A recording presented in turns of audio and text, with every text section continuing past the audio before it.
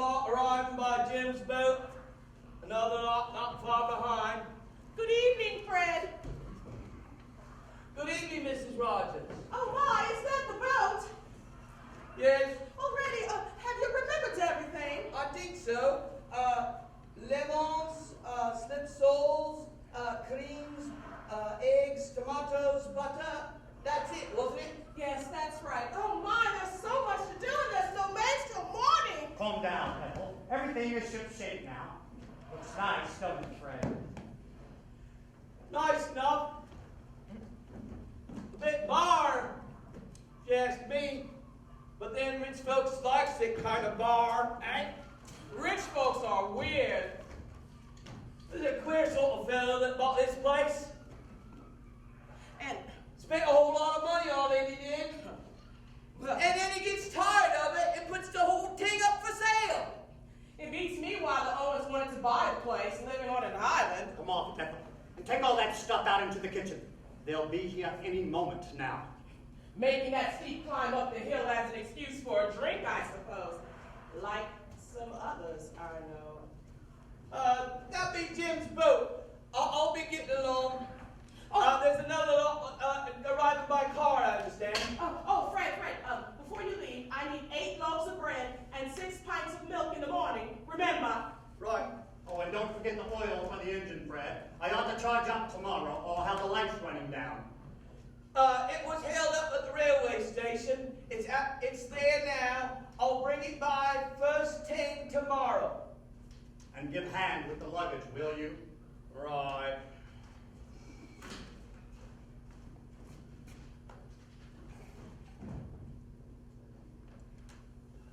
Oh, Tom, I forgot to give you the list of guests that are arriving tonight. Thanks, old girl. Doesn't look a very classy lot to me. This Miss Claythorne. She'll probably be the secretary. Well, I don't much like secretaries. They're worse than hospital nurses, giving themselves airs and graces and looking down on us servants. Stop grousing, Ethel, and cut along to that lovely, expensive, up-to-date kitchen of yours. It's too many newfangled gadgets for my fancy.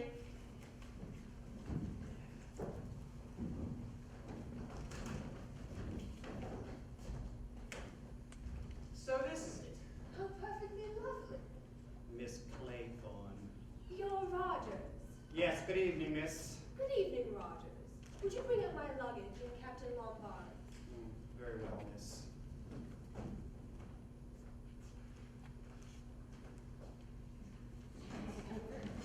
You've been here before? No, but I've heard a lot about the place. From Mr. and Mrs.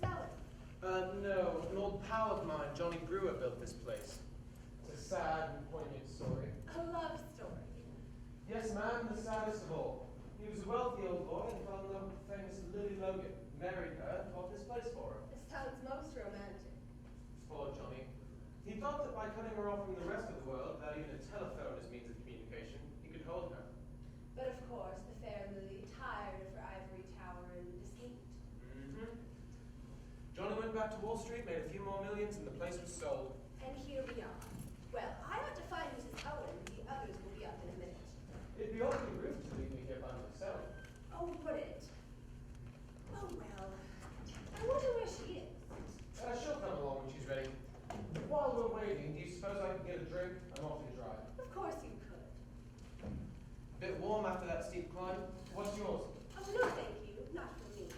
Not on duty. A good secretary is never off duty. Really? Oh, this is exciting. What? All this. The smell of the sea, the gulls, the beach, and this lovely house. I am going to enjoy myself. I think you are. I think we both are. Here's to you. You're very lovely. Where is Mrs. Owen? Mr. and Mrs. Owen won't be down from London until tomorrow, miss. I thought you knew. Tomorrow? Yes, I've got a list of the expected guests, if you would like to have it. The second boatload's just arriving. Thank you. How awful, I say. You will be sweet and help me, won't you? I will move from your side. Thank you. It seems silly to have brought just the first of us in the first boatload and all the rest in the second. That, I'm afraid, was design, not accident. Design? What do you mean? I suggested to the boatman that there was no need to wait for any more passengers. That and 5 shillings soon started up the engine. You shouldn't have done that. Well, they're not a very exciting lot, are they? I thought the young man was rather nice. Callow. Definitely callow. And very, very young. I suppose you think a man in his 30s is more attractive? I don't think, my darling. What a very wizard place we've got here. I'm Mrs. Owen's secretary. Mrs. Owen has been detained in London, I'm afraid, and won't be down until tomorrow. Too bad. May I introduce you to Captain Lombard, Mr. Marston, Anthony Marston. A drink, Mr. Marston. Thank you. And you're having? Whiskey, I think. What a wonderful place. I'm Mrs. Owen's secretary. Mrs. Owen has been detained in London, I'm afraid, and won't be down until tomorrow. How do you do? My name's Lombard. Davis. Davis is the name? Yes, please, thank you. And you are? Marston. Marston. Nice to meet you, Mr. Marston. It's a pleasure. Well, thank you, old boy. Nice after that steep climb, eh? Whoo! What height! What a view! Reminds me a bit of South Africa. Does it? What part? Natal, Durban, you know. Really? Well, here's to temperance. Are you, from South Africa? No. Well, that's where I'm from. Yes, that's my natal state, as it were. Interesting country, actually. Oh, yes. Yes, very interesting. Full of anything a man could want.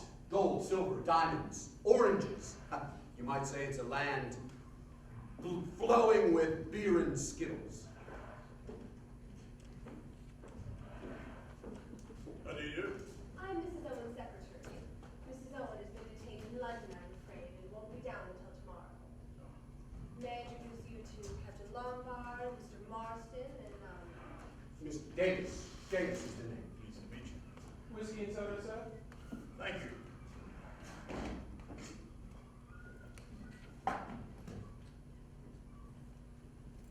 You in the service?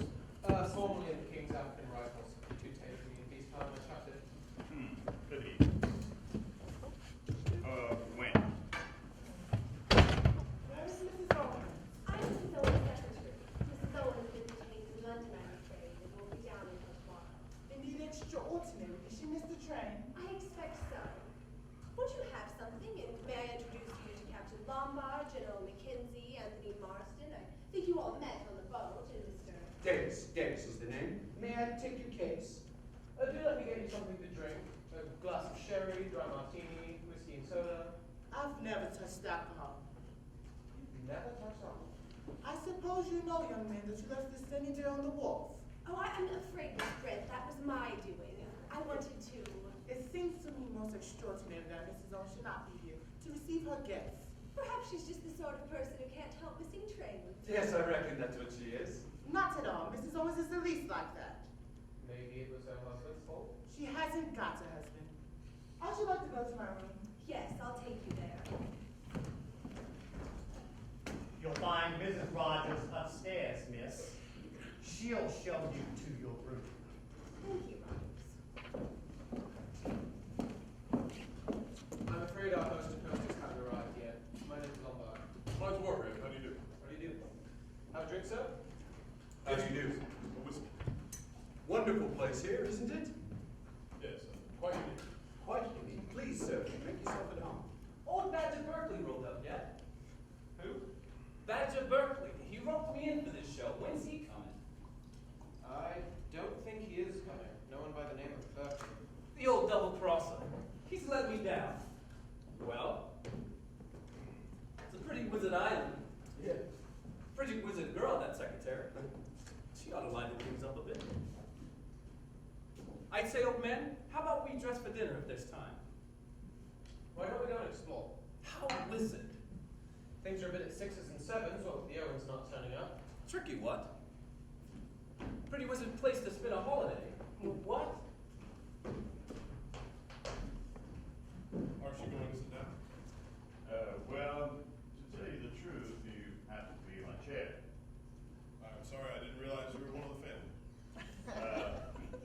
Well, not exactly.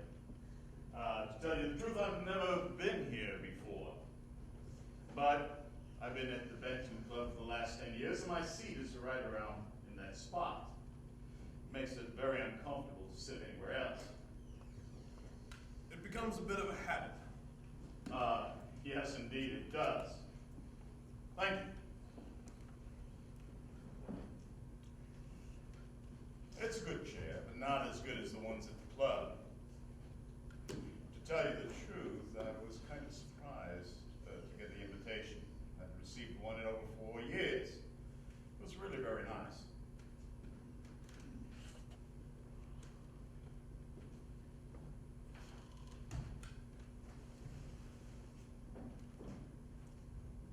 Can I have your keys, sir? Is the Lady Constance Colmington expected here? Can you tell me? Lady Constance Colmington. I don't think so, sir, unless she's coming down with Mr. and Miss Owen. Oh.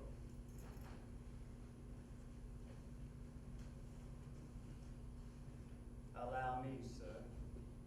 Thank you. Can I have your keys, sir? No thanks. I think I'll unpack for myself. Thank you. Dinner will be at 8 o'clock. Shall I show you to your room? Please. This way.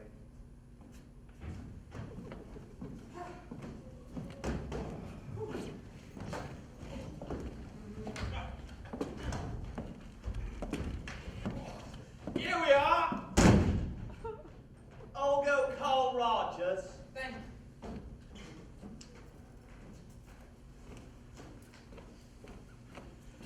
Rogers!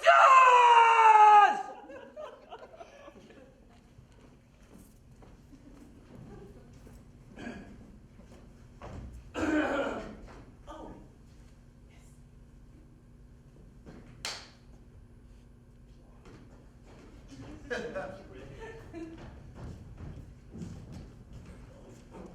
How do you do? Davis is the name. mine's Armstrong. Dr. Armstrong, I presume. Oh, yes. Thought so. I never forget a face. Don't tell me I forgot one of my patients. Oh, no, nothing like that. I saw you in court once. You were giving expert testimony. Really? Are you interested in the law? Oh, well, I'm from South Africa, so naturally the legal processes of this country are of interest to a colonial. I see. Would you like a drink? No. No, thank you. Never touched it. Do you mind if I do? I'm empty. Not a bit. Thank you. I've been exploring the island. Wonderful place, isn't it? Yes, wonderful. I thought as I was passing by the mainland of what a peaceful place this was.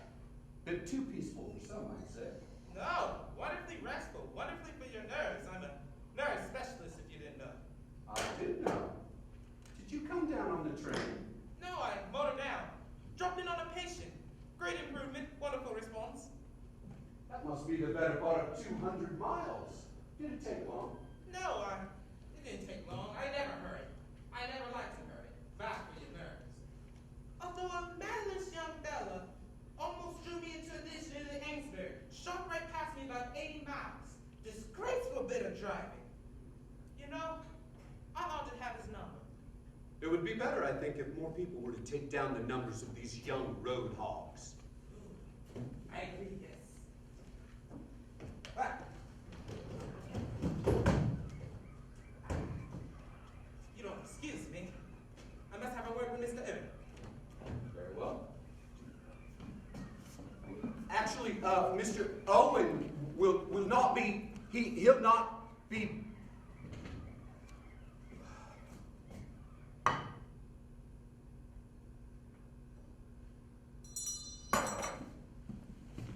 You rang, sir. Yes, Rogers. Take my hat, won't you? And my coat. Thank you. time to supper?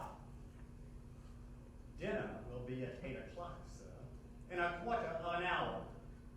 I think tonight dressing will be optional. Wonderful place you have here. Yes, why, thank you, sir. Been here long? Just under a week, sir. Really? So you don't know anything about the crowd that's coming in today? No, sir. All old friends of the family? I really couldn't say so, sir. Okay, well, thank you, Rogers. Oh, Rogers, could you see that there's some sandwiches and a bottle of beer in my room tonight? I get a hell of an appetite with this sea air. I'll see what I can do, sir. Rogers, I'll see you don't lose by it. Where's my room? I'll show you, sir. Wonderful. I could use a wash and a brush up straight away.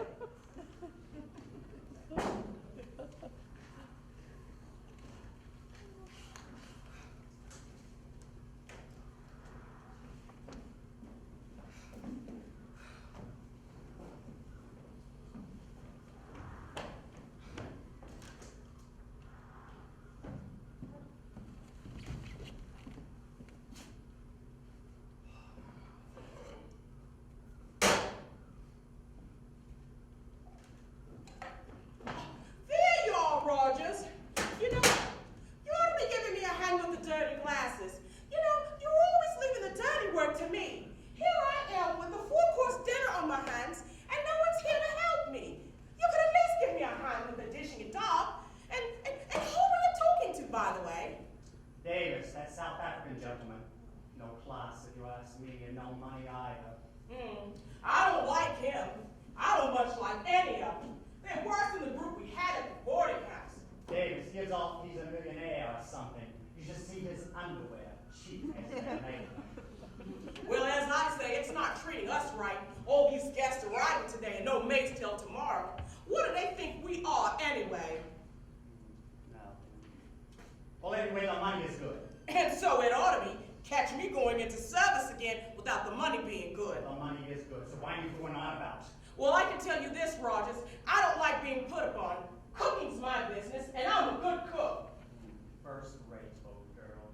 See, the kitchen is my place, and not this housework. All this mess, these guests. I got a good mind to put my hat and coat on and walk straight back to Plymouth. Well, you can't do that, old girl. And why not? Who says I can't? Because we're on an island. Have you forgotten that? Yes, no. I don't even fancy being on an island. Don't know that I do either, come to that. No slipping down to a pub or going to the pictures. Well, anyway, it's double wages on account of the difficulties. And there's plenty of beer in the house. Oh, beer. That's all you think about is beer. Stop your Okay. back and get back to the kitchen or your dinner will be spoiled. Well, I'll be spoiled anyway. All these guests and arriving late are wasting it on them. Good evening, miss. Dinner would be better in any moment. It's just a matter of dishing it up.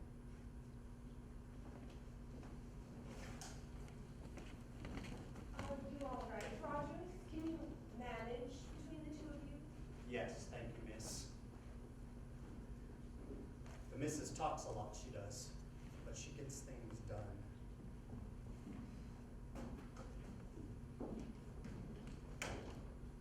Lovely evening. Yes, indeed. The weather seems settled. How plainly one can hear the sea. A pleasant sound. Hardly a breath of wind and deliciously warm. Not like England at all. I should have thought that you might feel a little uncomfortable in that dress. Oh, no. It's rather tight, isn't it? Oh, I don't think so. You excuse me, my girl. You're a young girl, you got a living to earn. Yes. A wealthy woman doesn't like her secretary to appear flashy. It's like you know as though you were trying to attract the attention of the opposite sex. And would you say, Miss Brent, that I do attract them? That's besides the point. A woman who deliberately sets up to get attention of men won't be likely to keep her job long. Surely, Miss Brent, that depends on who she's working for. Really, Miss Claythorne, Aren't you being a little unkind? young people nowadays behave in the most disgusting fashion. Disgusting. Yes, low back evening dresses lying half naked on beaches. All this Nothing more. Drinking cocktails and looking at men nowadays. Decadence. Look at that young Marston, Booker T, and that Captain Lombard. What do you object to in Captain Lombard? I should say he was a man who led a quite varied and interesting life. The man is the immature. All these younger generation is no good. No good at all. You don't like youth, I see. What do you mean? I was just remarking that you don't like young people. You're very rude. I'm sorry, but that's just what I think. The road will never improve until we step out of the modesty. Quite pathological. What did you say? Nothing. What about the old boy? That looks like a tortoise, I should say. Old judges look like tortoises. They have that venomous way of darting their heads in and out. Mr. Justice Wargrave is no exception. I hadn't realized he was a judge. Oh, yes. He's probably been responsible for sending more innocent people to their death than anyone in England. Huh. Hello. Have you two met yet? Miss Claythorne, Dr. Armstrong? The doctor and I were just deciding that the old boy. Oh, yes, I heard you, and so did he, I think. Oh, Sir Lawrence. Miss Brent, isn't it? There's something I would like to ask you. Will you come out here, please? A remarkably fine night.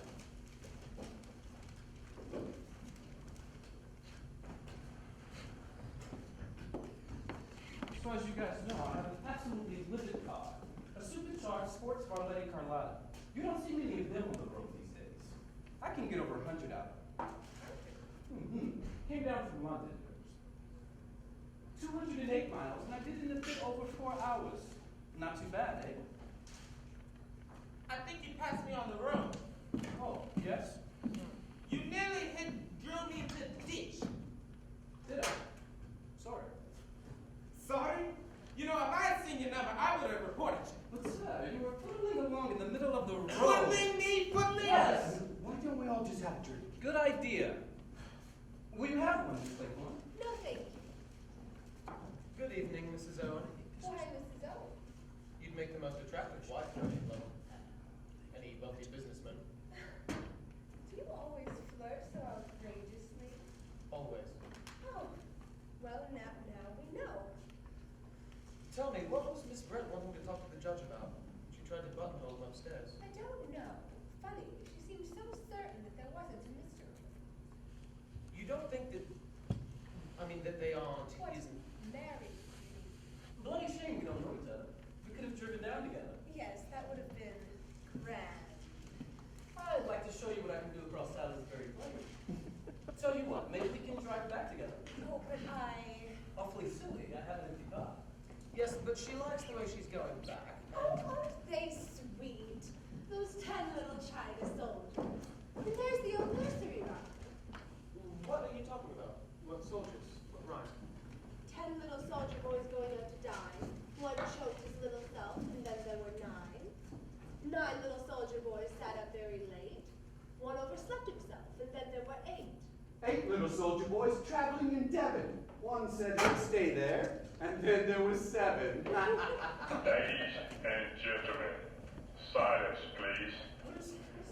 You are charged with these indictments: that you did respectfully and at diverse times commit the following: Edward Armstrong, that you did cause the death of Louisa Mary Cleese; William Henry Bloor, that you brought about the death of James Stephen Lindor; Emily Caroline Brent, that you were responsible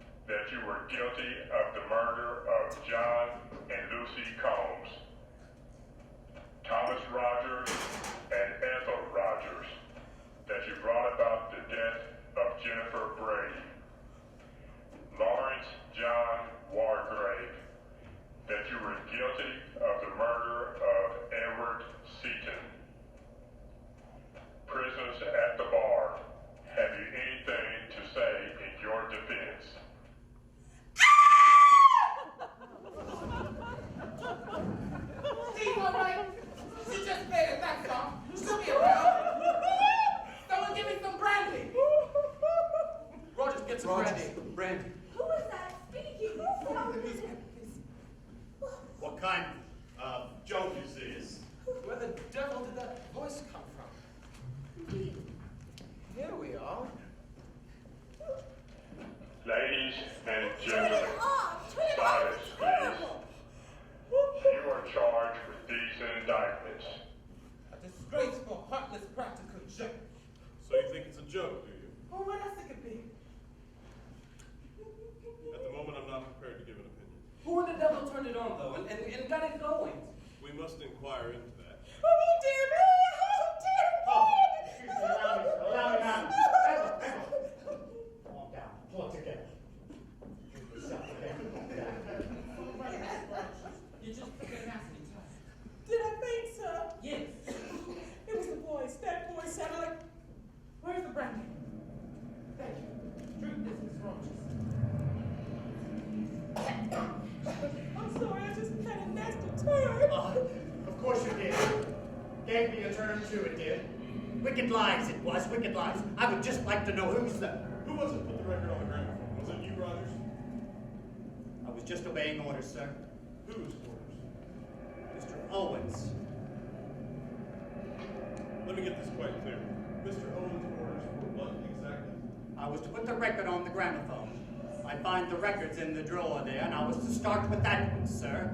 I thought it was just to provide you all with some music. A very remarkable story. Well, it's the truth, sir. By heaven, it's the truth. I didn't know what it was, not for a moment. It had a name on it.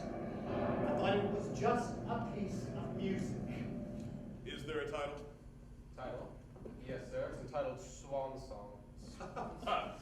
The whole thing is preposterous, simply preposterous. Slinging about these accusations. Something needs to be done about this. This Mr. Owen, whoever he is. That's just it. Who is he? That is exactly what we must go into. Now, Roger, I should suggest that you get your wife to bed, then come back here. Yes, sir. I'll give you a hat. Will she be all right, Doctor? Yes, quite all right. Come on. I don't know about you, but I feel like needing another drink. I agree. I'll get them. Preposterous.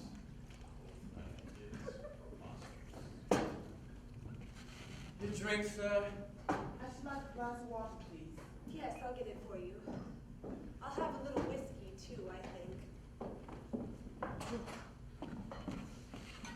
It's all right. I gave her a cent. Well, after that, Doctor, I would think you would be wanting a stiff drink. No, thank you. I haven't touched. That's right. You said so before. Perhaps you, General? I think I would.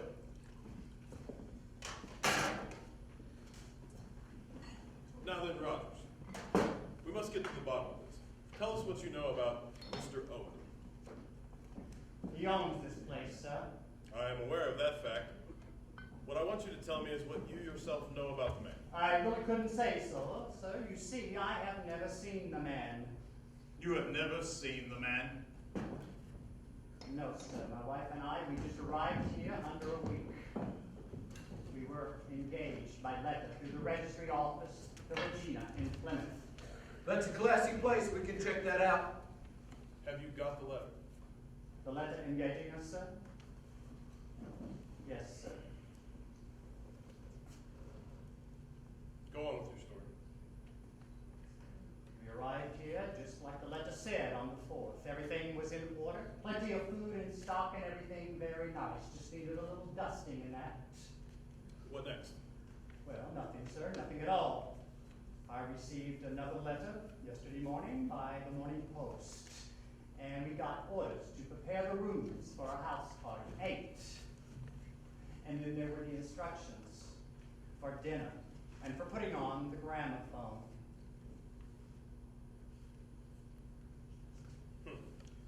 Headed Ritz Hotel, typewritten. Why don't I see that?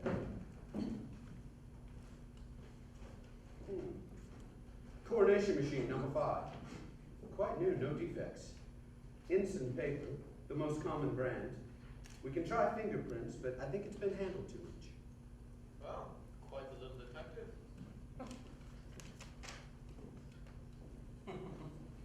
Got some fancy Christian names here. Eulick Norman Owen. Eulick Norman Owen. Quite a mouthful. I oblige to you, Mr. Marston. You have drawn my attention to a curious and suggestive point.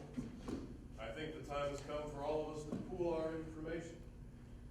It would be well for everybody to come forward with all the information they have on our Mr. Owen. We are all his guests. I think it would be profitable if each of us were to tell how that came about. There is something very peculiar about it all. I received a letter with a signature that wasn't easy to read. It purported to be from a woman whom I met at certain summer resorts 2 or 3 years ago. I took the name to be August. I am quite certain I have never met or became friendly with anyone the name Owens.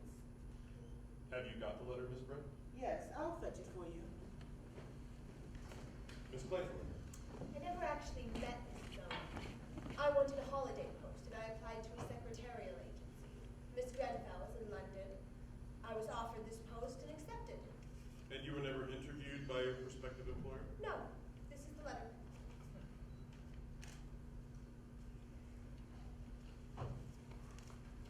Soldier Island, Stickle Haven, Devon. I have received your name from Miss Grenfell's agency. I understand she knows you personally. I shall be glad to pay you the salary you ask, and shall expect you to take up your duties on August 8th. The train is the 12:10 from Paddington, and you will be met at Oak Bridge Station. I enclose £5 for expenses. Yours truly, Una Nancy Owen. Mr. Marston. Well, I've never met a Mr. and Mrs. Owen. I received a wire from an old pal of mine back at Berkeley. He told me to roll up here. Surprised me a bit because I had an idea the old horse had gone to Norway. I didn't keep the letter. Thank you. Dr. Armstrong? In the circumstances, I think I may admit that my visit here was professional. Mr. Owen wrote me a letter concerned about his wife's health. Nerves, to be precise. He wanted a report from me without her being alarmed, and therefore suggested that my visit here should be regarded as an ordinary guest. You had no previous acquaintance with the family? No. But you had no hesitation in obeying the summons? A colleague of mine was mentioned, and a very handsome fee was suggested. I was due for a holiday anyway.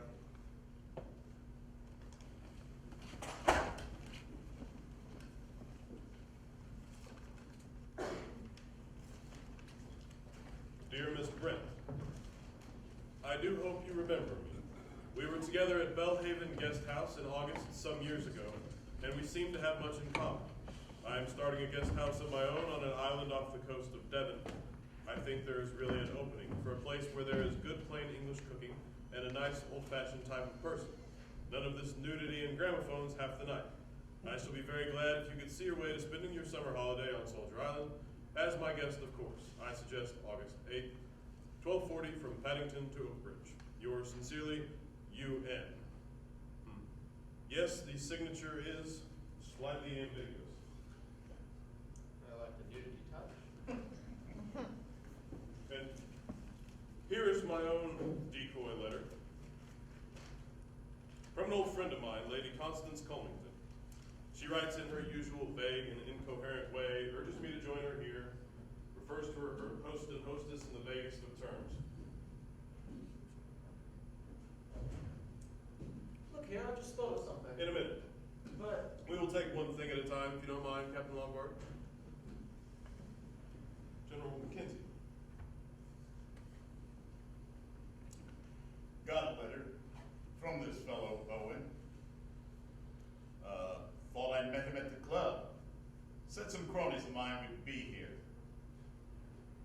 I haven't kept the letter either. And you, Captain Lombard? same sort of thing. Invitation mentioning mutual friends. I have to let her out. Just now we had a somewhat disturbing experience. An apparently disembodied voice spoke to us all by name, uttering certain definite accusations against us. We will deal with those accusations presently. At the moment, however, I'm interested in a minor point. Amongst the names received was that of William Henry Bloor. As far as we know, there is no one named Bloor amongst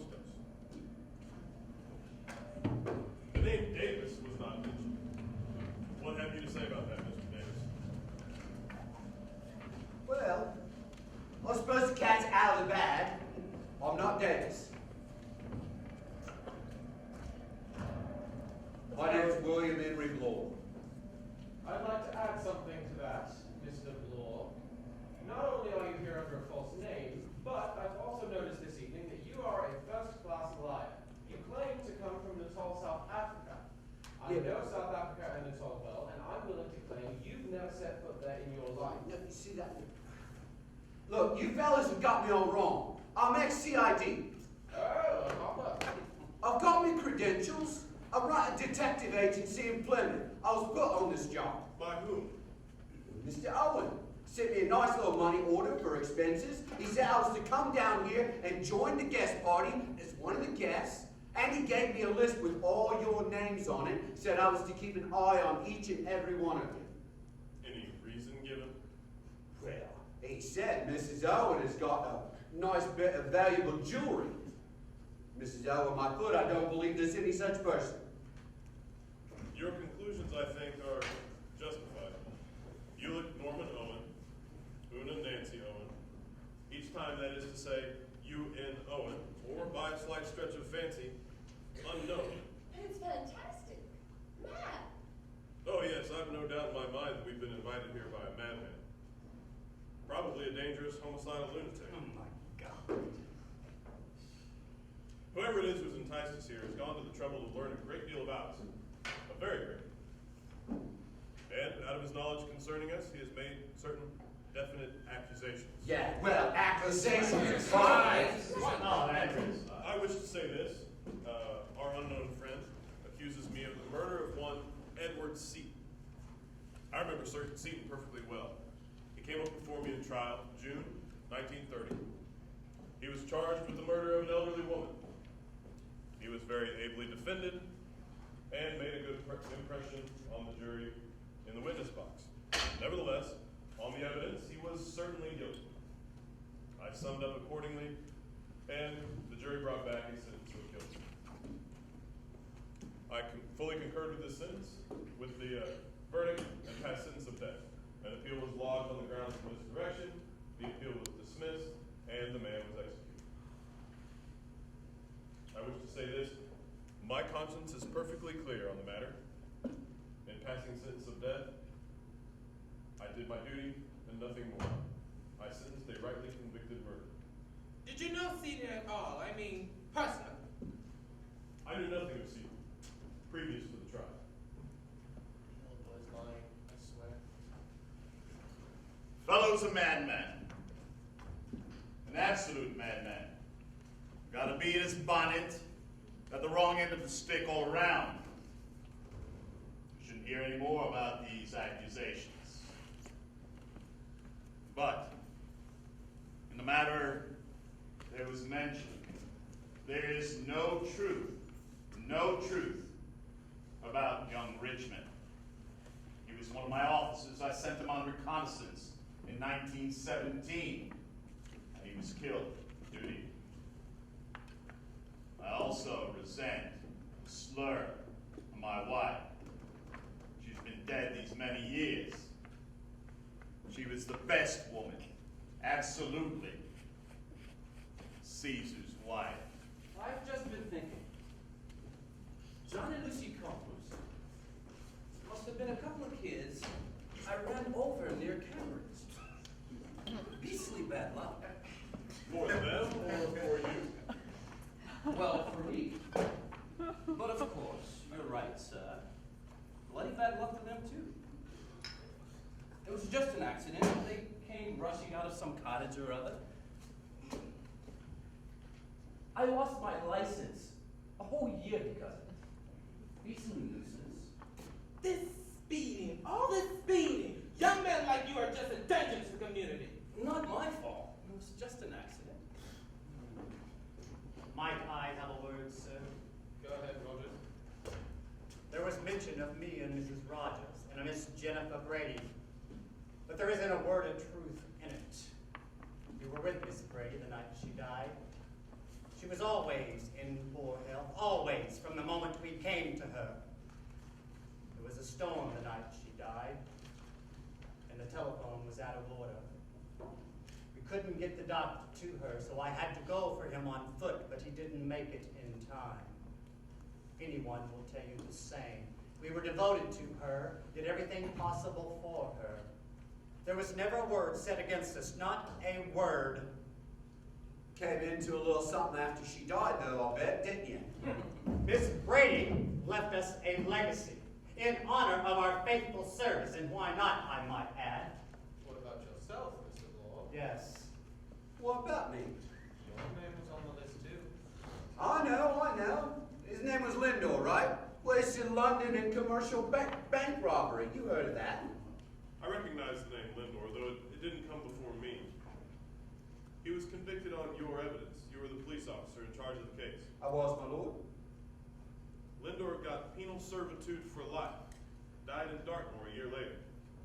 He was a delicate man. He was a crook. He's the one that put out the night watchman. The whole case was clear as a bell right from the beginning. You were complimented, I think, on your able handling of the case. Got my promotion. I was doing my duty. Convenient word, duty. I'm at a loss of understanding the matter. The name meant nothing to me. What was it? Clothes? I really don't remember having a patient under that name, nor being connected in any depth. The thing's a complete mystery to me. Of course, it was a long time ago. Could have been possibly one of my hospital operation cases. So many of these people, they come too quick. Then as the patient dies, it's always the surgeon's fault. And then it's better to give up surgery and take up nerve cases. Some, of course, give up drink. I protest! You have no right to insinuate me with such. I never touched alcohol. And I never said you did. Besides, Mr. Unknown is the only one with all the facts. Miss Claythorne. I was nursery governess to Peter Hamilton. We were in Cornwall for the summer. He was forbidden to swim out far. One day, when my attention was distracted, he started off. As soon as I saw what happened, I started after him. I couldn't get there in time. Was there an inquest? Yes, I was exonerated by the coroner. His mother didn't blame me either. Thank you. Miss Brent. I have nothing to say. Nothing. Nothing. You reserved your defense? There is no question of defense. I have always acted according to the dictates of my conscience. Well, what a law-abiding lot we seem to be. Myself excepted. We are waiting for your story, Captain Longford. I haven't got a story. What do you mean? Sorry to disappoint you all. It's just that I plead guilty. Perfectly true. I left those natives alone in the bush. What? Matter of self-preservation, you know. You left your men behind to die? Not quite the act of a proper gentleman, I'm afraid. But after all, self-preservation is a man's first duty. Besides, natives don't mind dying, really. They don't feel about it the way Europeans do.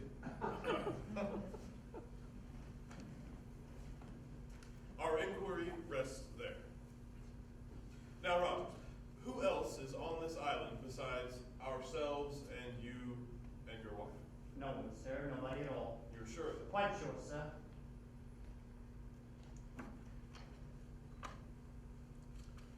Thank you, Robert.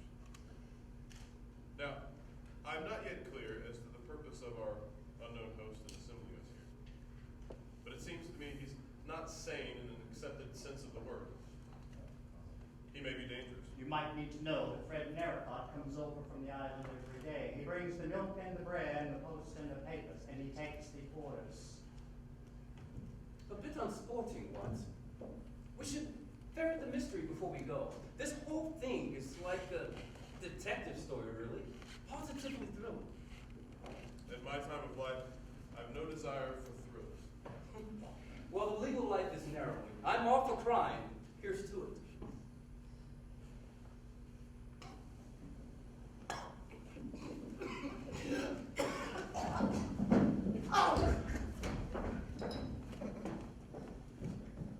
Dear God! He's dead! Dead? You mean he just died from choking? You can call it a choking fit if you like. He died of an accident. right enough. Pardon. I've never seen anyone die of a choking fit. In the middle of life, we are in debt. A man doesn't die because of a mere choking fit, General Mackenzie. Marston's death isn't what we like to call a natural death. Was there something in the whiskey, Doctor? Yes, by the smell of it, cyanide. Potassium cyanide. Aspirity runs contains. So he put it in there himself. Suicide? Acid run, yo. You didn't think he'd commit suicide. He was so alive. He was enjoying himself. Oh, look. One of the little soldier boys are missing off of the mantelpiece.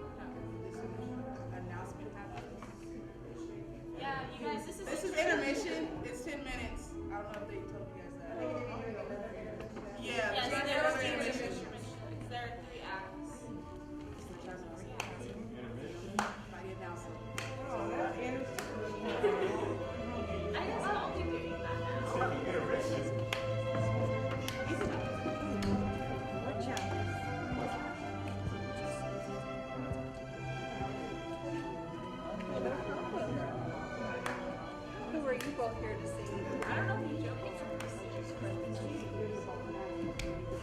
You brought them dinner. Yeah. You excited for dinner? I think I've had that. Movies even that's so Like I'm gonna go there and be better. If God Line. shoot me. Carissa, Vera. There's gonna be another image action. The secretary. Little things. She's having a little fun with it. She flew over the weekend and she was worried that she wasn't going to be able to make it back. She's like, I'm going to get kicked out because I can't make rehearsals. This is the best part of it. But she made it for rehearsal Monday. She stayed home from school Monday, but she made it for rehearsal Monday afternoon. She seems to be, yeah, she got over it. She pulled through. Is she having a good time? Is she like it? I think she's having a great time. Yeah, she didn't want to miss it. The show must go on.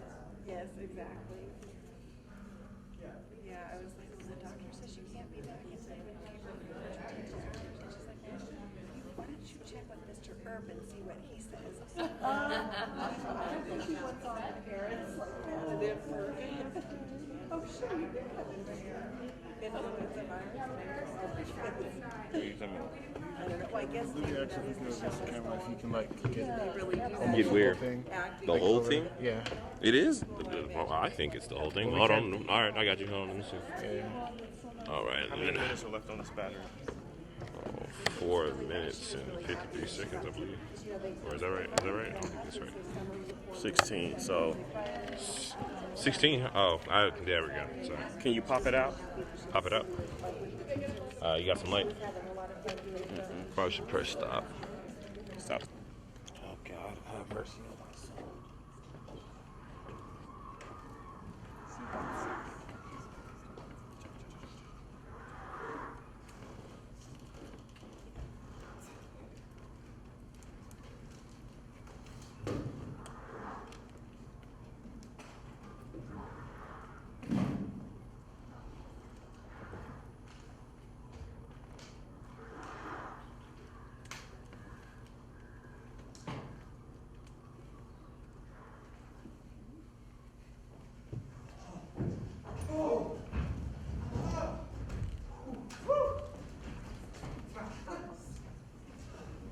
We've been up to the top. No sign of that milk yet.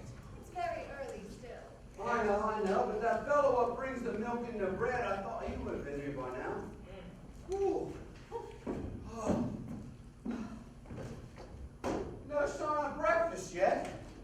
Where's that fellow Rogers? Don't let's bother about breakfast. How's the weather looking? Oh. Well, the wind's freshened a bit. Mackerel sky, though. Old boy on the train yesterday was saying we're headed for dirty weather. I guess he was right. I wish the boat would come. The sooner we get off this island, the better. It's absurd how they don't keep a boat on the island. No proper harbor. If the wind comes from the southeast, the boat gets smashed to pieces against the rocks. But the boat should always be able to make us from the mainland. No, Miss Brent, that's exactly what it wouldn't be able to do. Do you mean that we should be cut off from the land? Yeah. Condensed milk, Ribita, and tan goods until this gale blows itself out. You needn't worry, though. The sea's only a bit choppy. I think the pleasures of living on an island are rather overrated. Here, here. It's annoying how there's no boat on the island. You can barely see the mainland until you go up to the top. It's annoying how the house is letting against the cliff. Say, should we go back up there? It's no use, Doctor. I mean, we were just up there. There was no sign of the boat letting out. We were just there. What can that man Narracott be doing? They're all like that in Devon. They never hurry themselves. And Rogers, he ought to be too. If you ask me, Master Rogers got himself a bit rattled last night. Yes, I should say, ghastly the whole thing. Got his wind up properly. I'd say it's an even bet. He and the missus did that old lady in. Do you really think so? Well, yeah. You saw him last night. I've never seen anybody so scared. Guilty as hell, I'd say. Fantastic, the whole thing fantastic. Hey, I just had a thought. What? Well, he's hopped it. Who? Rogers? But there's no boat on the island. You just said so. Well, Bob, been thinking. We've only Roger's word for that. Well, if there is a boat, and he's nipped off in it first thing. No. He won't be allowed off the island. Sleep well, General? I dreamed. I don't wonder you did. I dreamt about Leslie, my wife. Oh. Well, I wish that fella Narracott would come. Yes. Who is Narracott? The fellow what brought us over yesterday afternoon. Was it only yesterday? Yeah, I feel that way myself. Banging gramophone records, suicides. About all a man can stand, eh? I shan't be glad to see the back of Soldier Island. I give you my word on that. So you don't really understand. Strange. What's that, General? Ooh. You know, I don't like the look of him. Yeah, I think he's as rattled about the suicide of young Marston. He looks like he's aged years. Yes. Say, where is the poor fellow now? In the study. I put him there myself. Dr. Armstrong, I suppose it was suicide? Well, what else it could be? I don't know, but suicide.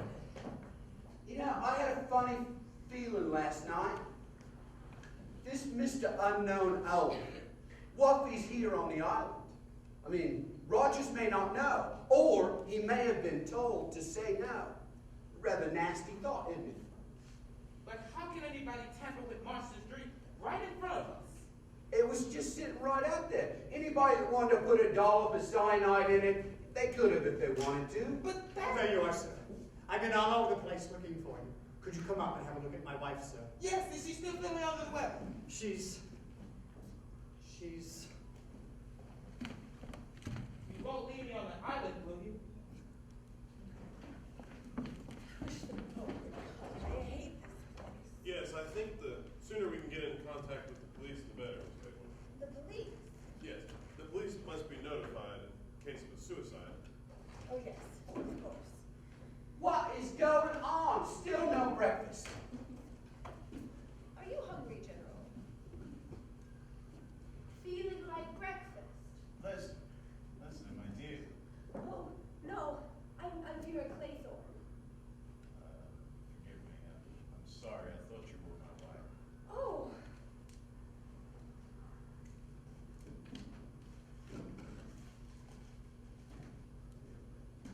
I thought I saw her.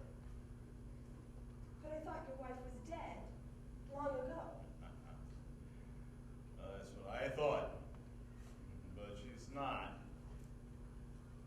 She's here on this island. Good morning. Good morning, Captain Lombard. Morning. Seem to have overslept myself. Yeah. Boat here yet? Yeah, not here yet. Bit late, isn't it? Yeah. Hello. You and I could have had a swim before breakfast. Too bad all of this. Too bad you overslept yourself.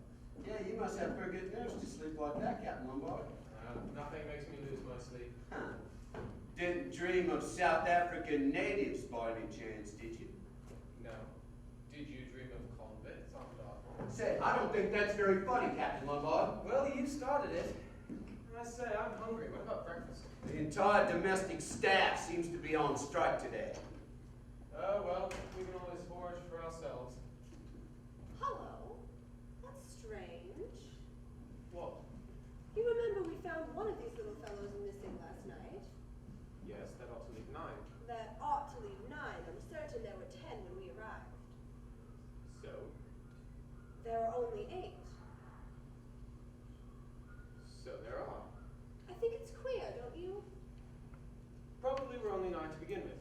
And we assumed there were 10 because of the rhyme. Hello, Armstrong. What's the matter? Mrs. Rogers, she's...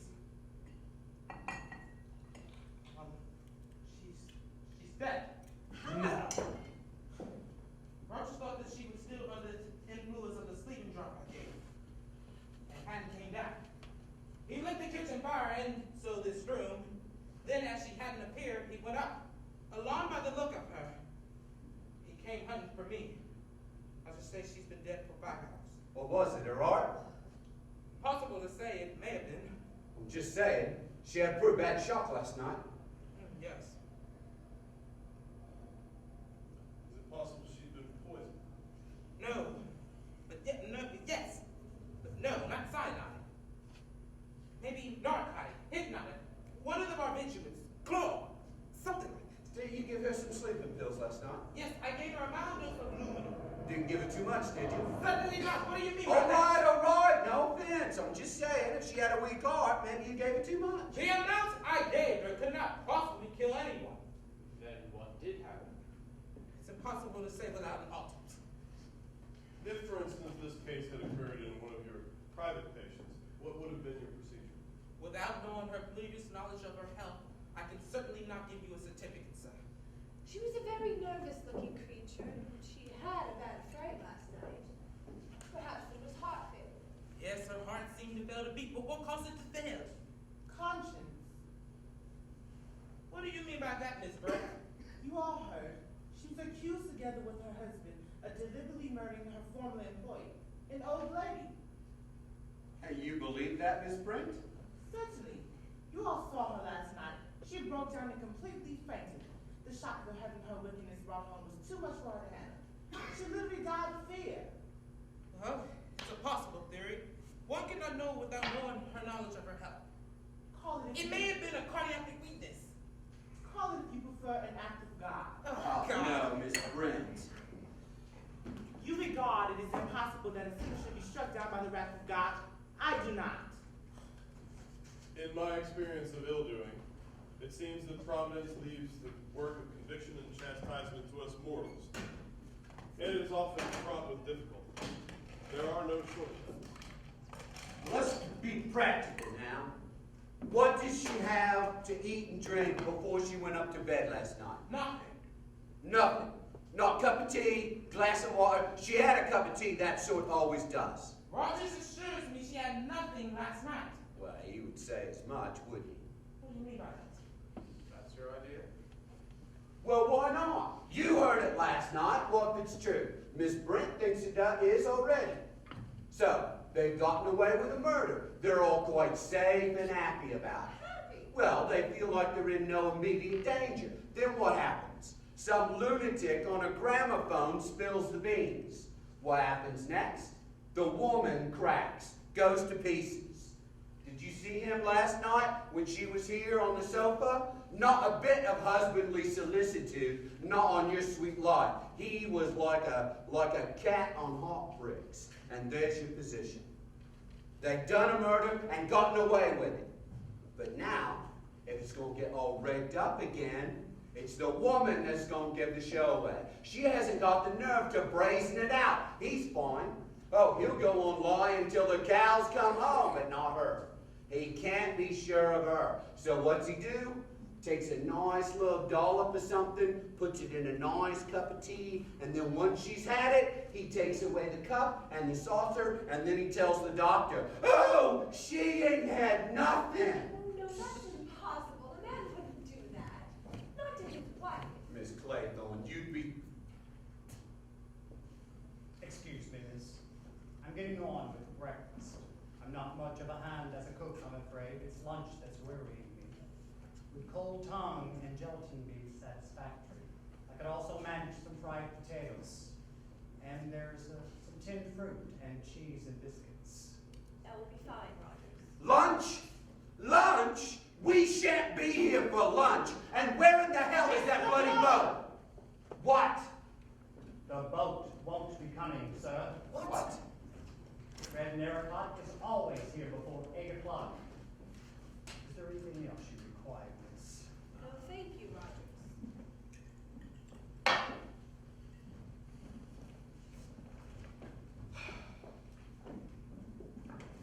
And it's not Rogers? Huh? His wife upstairs dead. And he's down here calmly making breakfast, talking about lunch. Now he says the boat's not coming. How the hell does he It's know? the blood! What? Don't you see? He's dazed. He's just carrying on putting one over on us is what he's doing. Yeah. There's so little time. So little time. The really significant thing is the failure for the boat to arrive. It means we are being deliberately cut off from help. Well, as I said, there's so little time. Couldn't we light a bonfire up on the top of the island so they'd see it? Why do you think Naricon hasn't shown up? I think he's been given orders. By Mr. Owen? You mean told him it's a joke or something? He wouldn't fall for that, would he? Why not? Soldier Island's got a reputation for having crazy parties. This is just another crazy idea, that's all. Can't we do something? Oh, sure, we could. We could find the funny little man who staged this joke, Mr. Unknown Owen. Bet you anything you like, he's on this island. And as far as I'm concerned, the sooner we find him, the better. Because in my opinion, he's mad as a hatter and dangerous as a rattlesnake. Hardly a very good simile, Captain Lombard. The rattlesnake at least gives warning with its approach. Warning! My God, that's it! 10 little soldier boys. There were 10 of us after Naricon went, weren't there? Yeah. 10 little soldier boys went out to dine. One choked himself, and then there were 9. Marston choked himself. That's right. 9 little soldier boys stayed up very late. One overslept himself, and then there were 8. That last part fits Miss Rogers rather well, doesn't it? You don't think. Do you mean that he wants to kill us all? Yes, I think he does. And each one fits with the rhyme? No, it's impossible. It's a coincidence. It must be impossible. There are only 8 soldiers there. I suppose that's a coincidence, too. What do you think, Law? I don't like it. But there's nobody else on the island. I'm not so sure about that. Oh my God, this is terrible. No, none of us will ever leave this island. Will somebody shut up, Grandpa, please? What do you think, Sir Lawrence? Do you agree with me? Up to a point, yes. Then the sooner we get started, the better. Come on, Armstrong, come on, Law. We'll make short work of it. I'm ready. I don't suppose anybody's got a revolver. That'd be too much to hope for, wouldn't it? I've got one.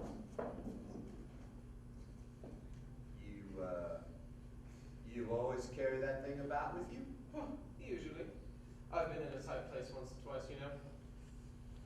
Yeah, well, bet you never been in a tighter place than this, have you? Some homicidal maniac is running around out there. He's probably got an arsenal too, and he's not afraid to use it. I wouldn't be too sure of that, Lord. Most homicidal maniacs are quiet and unassuming people. Delightful fellows. You'll never guess if there's anything wrong with them. Okay, well, if that's the sort of boy that we find, we'll let you deal with him, Doctor. In the meantime, I suggest we make a start. Why don't you take the house, Armstrong and I'll take the grounds. Right. House should be easy. No sliding panels or secret doors. Just make sure you get him before he gets you. Don't worry. But you two stick together. Remember, one got left behind. Come on, Armstrong. Okay.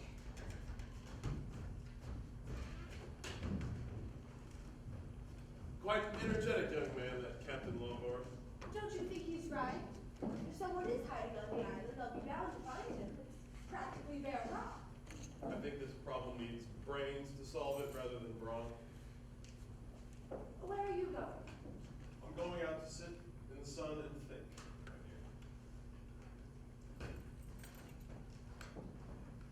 Where did I put that skein of wool?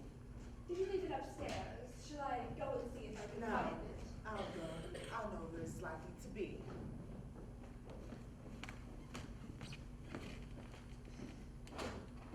I'm glad Captain Lombard's got a revolver. They're wasting time. Wasting time. Do you think so? Yes. It's better to sit here quietly and wait. Wait for what? For the end, of course.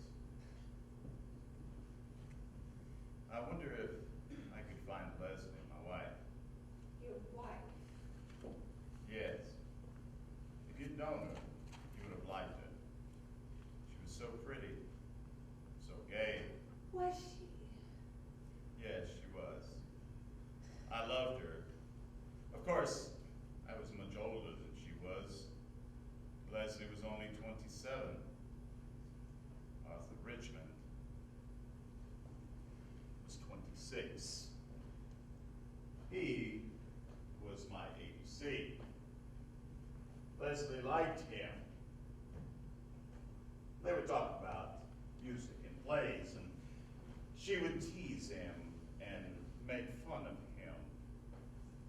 was pleased.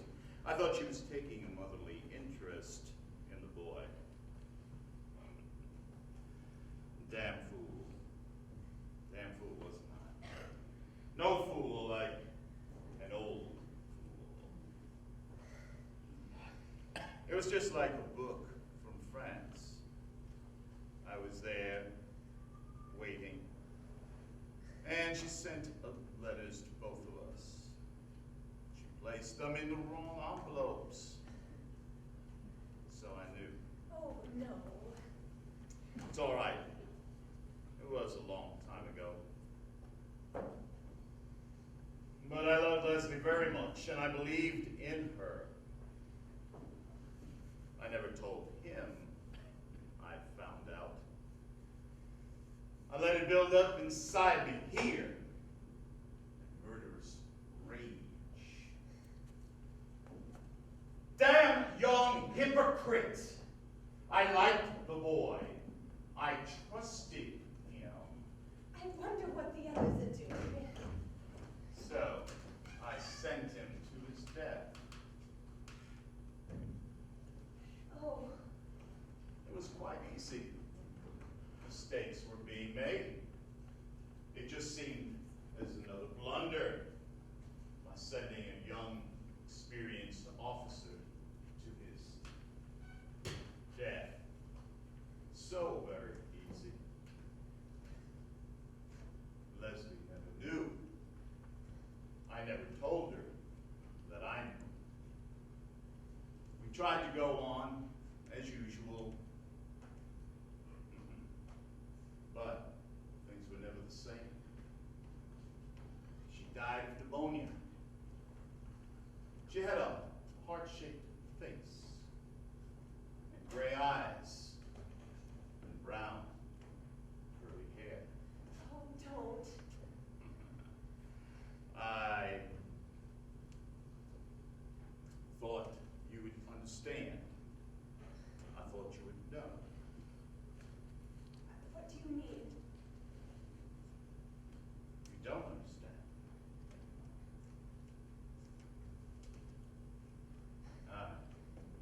It was, I thought you would appreciate it. I thought you would understand what was going on. General. Well, it was like this. We come to the end of it. We have all these burdens. We cast them off. General. Don't speak with me. You don't understand. I'm going to go and sit outside and wait for my lesson.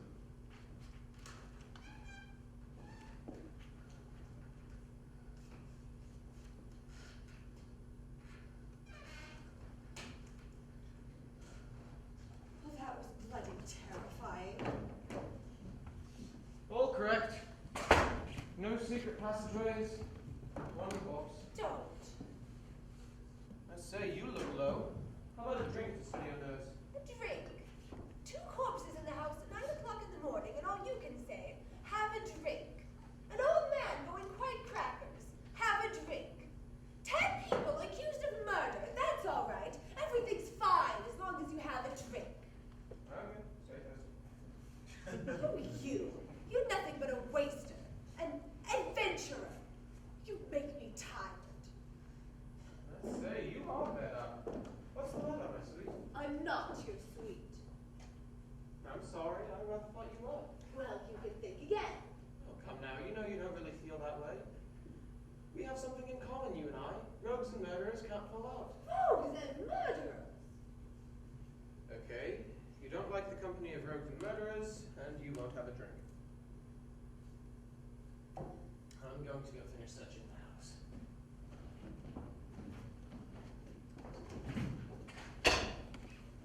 Unpleasant young man. I can't seem to find you anywhere. Is anything the matter? I'm worried about the general. He really is ill, I think.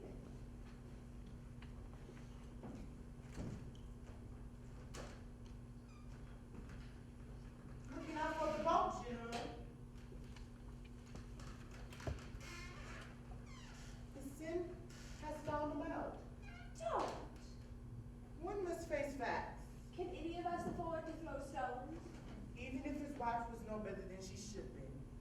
must have been a depraved woman. He had no right to take judgment into his own hands. What about Beatrice Hale? Who? That was the name, wasn't it? You are referring to the absurd accusation of myself? Yes. Now that we're alone, I have no objection to tell you the facts of the case. Indeed, I should like you to hear them. It was not a fit subject to discuss before gentlemen, so I naturally refused to say anything last night. That girl, Beatrice Taylor, was in my service. I was very much deceived in her. She had nice manners. She was clean and willing. Of course, there was shears in hypocrisy. She was a loose girl with no morals. Disgusting. And some time before, I found out she was what they called in trouble. It was a great shock to me. Her parents were decent folks too, who brought her up strictly. I am glad to say they didn't condone her behavior. What happened? I naturally refused to keep her an hour under my roof. No one shall ever say I condone immorality. Did she drown herself? Yes. How old was she? 17. Only 17. Quite old enough to know how to behave. I told her what a low-deprived thing she was. I told her she was beyond the pale and that no decent person would ever take her into their house. I told her her child should be the child of sin and would be bound his whole life, and that men would naturally not dream of marrying her. I told her I thought soil about ever laying her under my roof. You told a girl of 17 all that. I'm glad to say I broke her down utterly. Poor little devil. I have no patience towards this indulging towards sin. And then I suppose you threw her out of the house. Of course. And she didn't dare go home.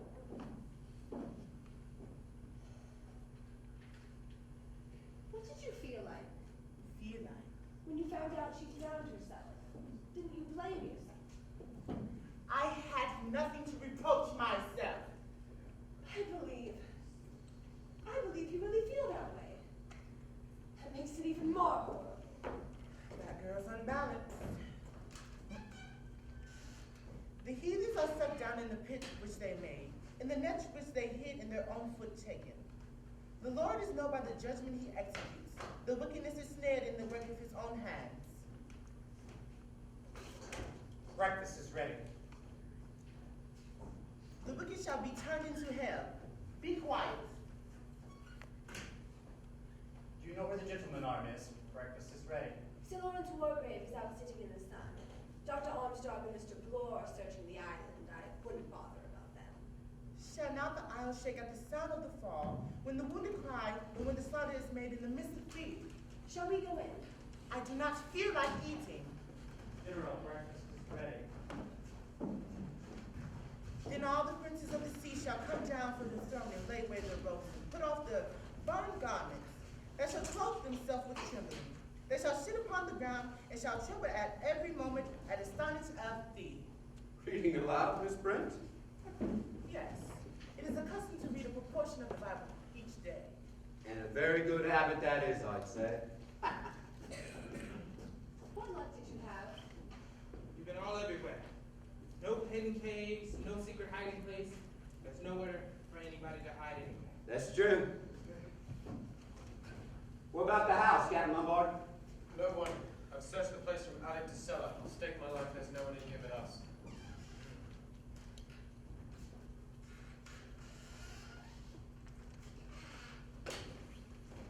Breakfast is getting cold.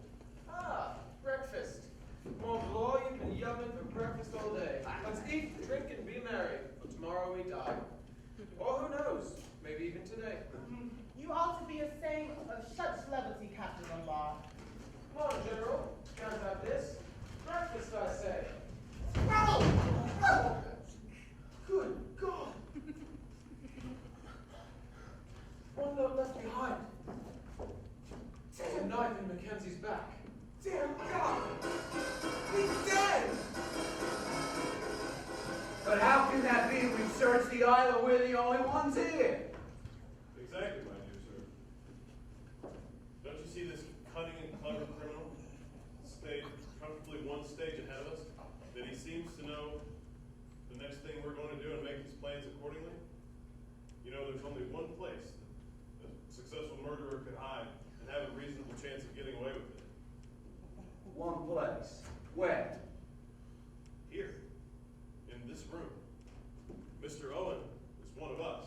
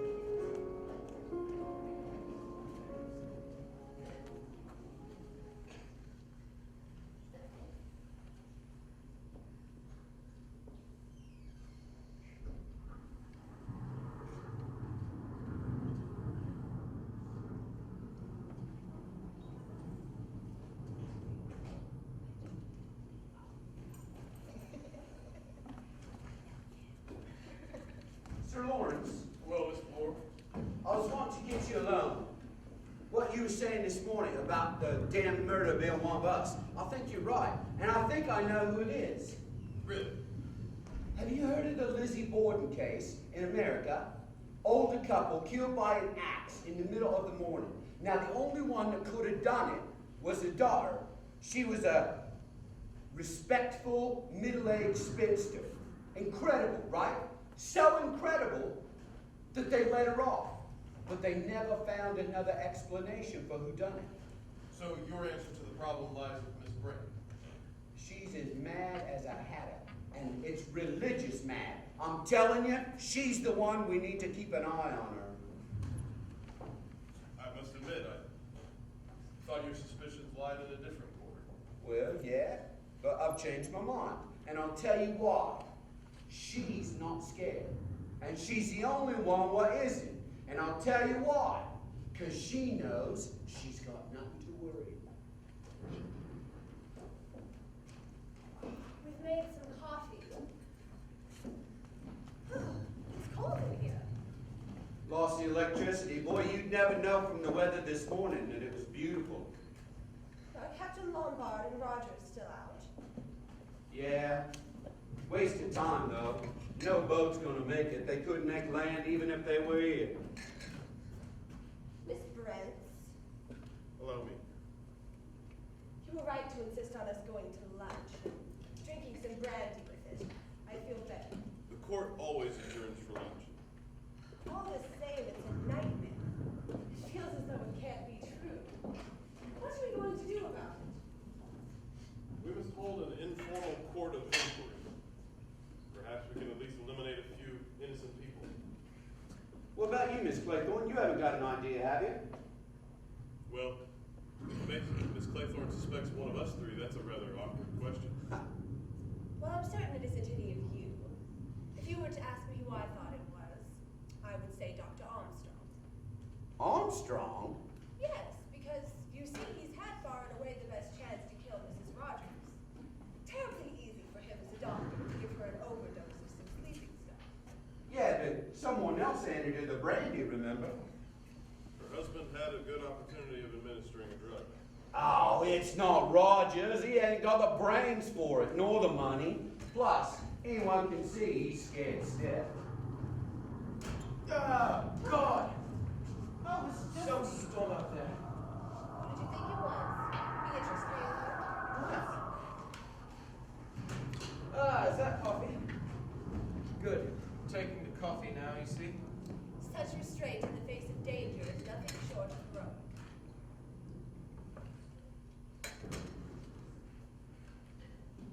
I don't profess to be a weather prophet, but it seems to me that even if the weather cleared and a boat knew of our plight, they couldn't reach us in under 24 hours. Even if the wind dies down, the seas still have to go down.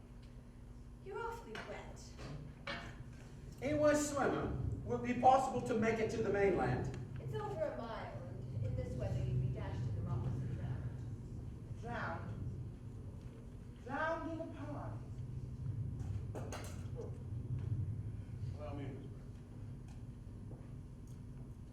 I said, Judge, mad as the seven seas.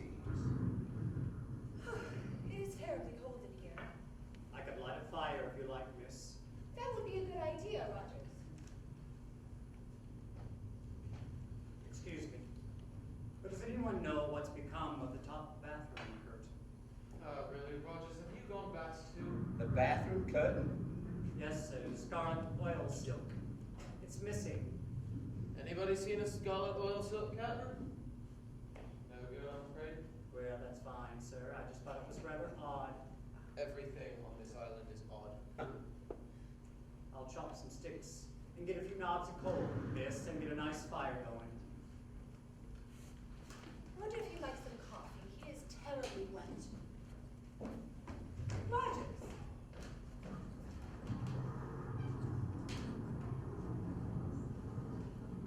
What's become of Armstrong? He's gone to his room to rest. I expect someone's battered him one by now. I expect he had the good sense to bolt the door. It'll be harder now, since we're all on our guard. I would advise you not to be too confident, Mr. Bloor. I would like shortly to propose certain measures of safety, which I think we should adopt. Against who? Against each other. 10 of us arrived here on this island. Of those 10, 3 are definitely cleared.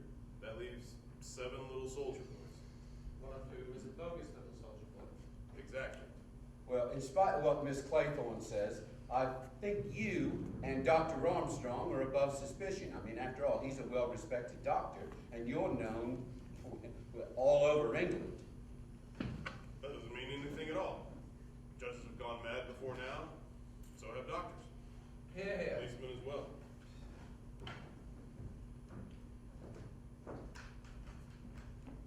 Well, does he want some coffee? He'd rather make himself a nice cup of tea. What about Dr. Armstrong? Do you think we ought to bring him up a cup? I'll take it up if you like. I'll get it. I need to change. Yes, you ought to. You'll catch cold. Dr. Armstrong might prefer to see me. He might not admit you, Captain Lombard. He might be afraid of your revolver. Yes, I'd like to talk to you about that revolver. Do go and change. What were you going to say? I'd like to know why it is that you brought a revolver on what was supposed to be a holiday. You would you? Yeah, I would. I've been in a jam once or twice. I've gotten in the habit of carrying a revolver with me. It's a pleasant feeling going to the academy gun handy. They don't let us carry them. I want the truth about this gun. What a damn suspicious fellow you are, Lord. I know a fishy story when I hear one. If it's about that revolver, I like to hear what you have to say. Uh-huh. Oh well. I got a letter from Mr. Owen. Said it'd be worth my while. The author said he'd heard I'd got a good reputation for being a man in a tight place. He said there might be some danger, but I'd be alright if I kept my eyes open. I wouldn't have fallen for a story like that. Well, I did. I was bored. God, how I was bored in this tame country. It was an intriguing proposition, you must admit. A bit vague for my taste. Well, that was just it. It aroused my curiosity. Curiosity killed the cat. Yes, quite. Do go and change, please. I'm going. The maternal instinct, I believe it's called. Don't be ridiculous. That's a likely story, but if it's true, why didn't he tell us that last night? Might have thought that this was exactly the emergency for which he was prepared. Perhaps it is. I hardly think so. I think it was Mr. Owen's little bit of cheese to get us trapped with the rest of us. I hardly rely on his curiosity. Well, if that's true, he's a wrong and I wouldn't trust him a yard. Are you such a good judge of truth? Yes, I am. Let's get out of here. We must leave before it's too late. The one thing we must not do is give way to nerves. Sorry. Rather a case of physician heal thyself. I've been overworked lately and run down. Sleeping badly? Yes. Keep having nightmares about hospital operation cases. A nightmare, my third. Real nightmares.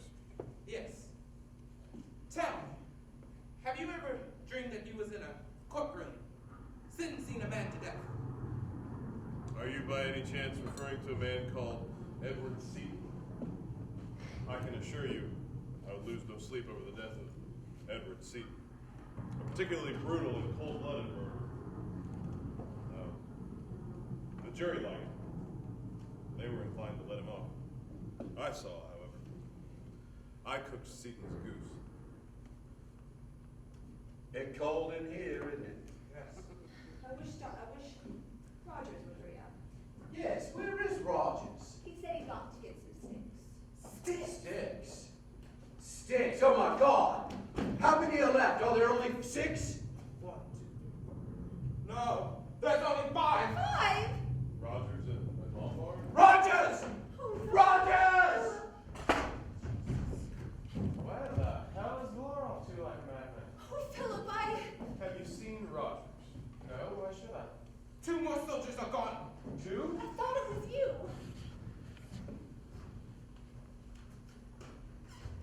Well, what is it?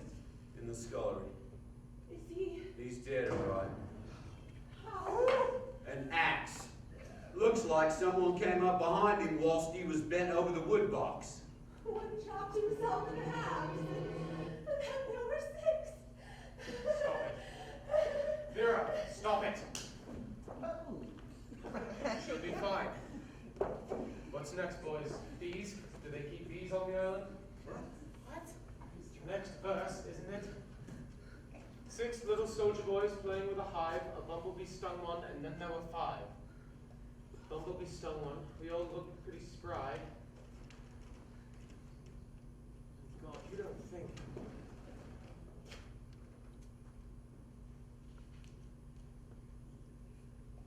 A hypodermic syringe. The modern bee sting. While she was sitting here, one of us. One of us. Which of us?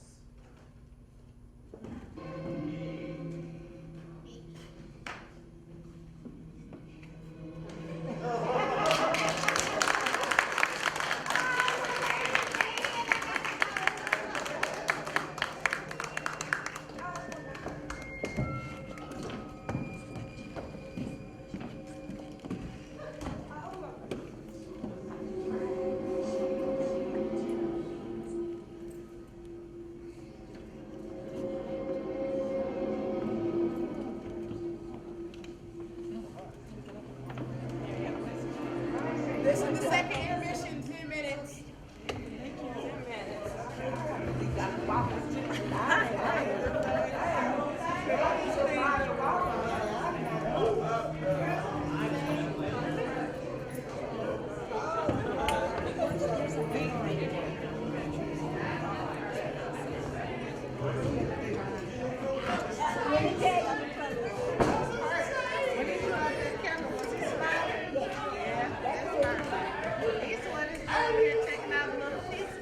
He helped the lady when she dropped her needle and stuff.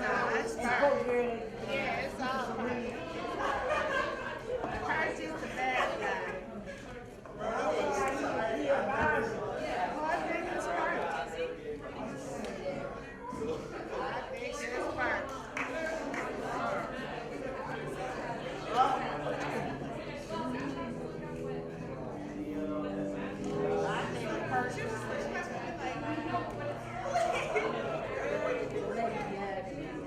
Okay.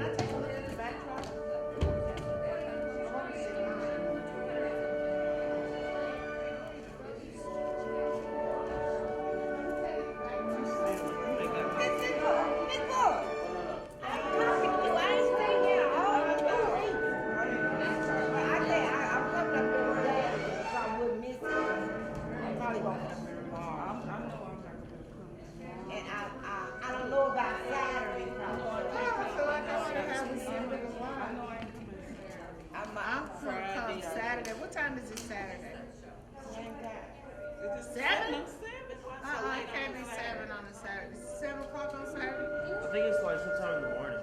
Yes. Oh, like a matinee? Yeah, like a matinee. I've been needing to be a matinee. It should be early. We just renamed the bear. Woo! God, these are the worst chairs. I want a comfy chair. It's still 7 at night. Is it? Oh, man. 7 every day. Oh, I got good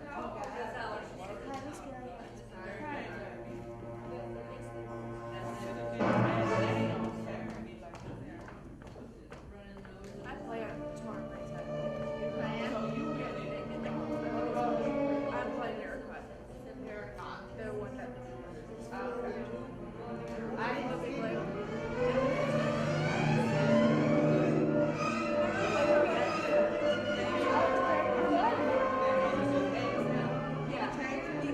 We add stuff to our character. Yeah. I just want to go to bed and I'm hungry. I didn't eat anything. Didn't they bring you guys pizza? Oh yeah, but I was too busy working. I'm not gonna get anything. Oh, I got plenty of time. I don't know if this is the flash or it's just hot in here.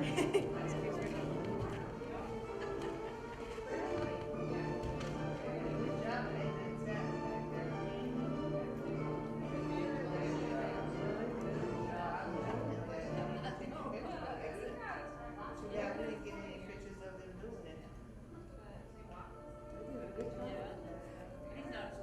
Oh! Oh! Sorry. Lazy. Oh God, that would have been great. I should have thought about it. It's too late to think about it now. I can't believe I'm not going anywhere.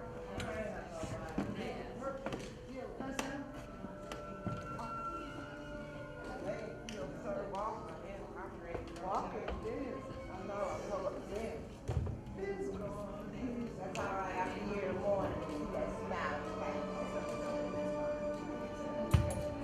He told me if I would die, I told him, I said, don't let me see you die.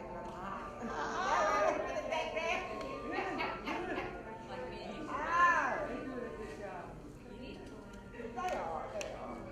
But with Curtis, who is loud, smiling, I see it. I'm like, Curtis, guilty. He is the one. Curtis is the one. Plus, he's been over there too much. He's taking all the pieces. I saw that. I thought he was dead. And I did too. And he picked up, she dropped something, he picked it up, he shut her up. I'm like, you are ruthless. Ooh, there's a knife on the floor. Seriously? Well, I don't know if it's a real knife. It's like a fake knife. Maybe it's just leave it here. Maybe somebody's going to be getting it from there. Oh, they do walk around. I'll leave it there. I'm like, what? It's a stage knife.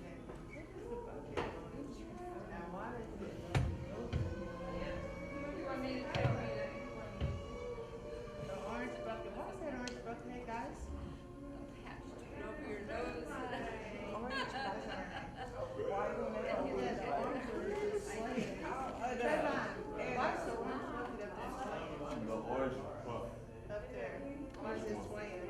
No, it was swaying. Why is it swaying? I didn't see anybody go up there. Like a low swing. You see it swinging? The orange puff? Yeah. Oh, that part. I don't see no orange. Oh, my God. See the white bucket? It's to the left of the white bucket. Oh. I mean, if it does drop, nothing's going to happen. I mean, it's a wire. Someone might be wet with some paint, but that's it. Nothing.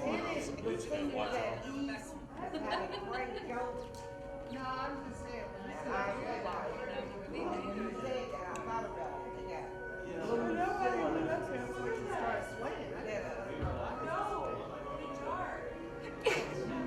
I had the kids in Central for about a year. I told them that there was a girl that had died in the pool. And I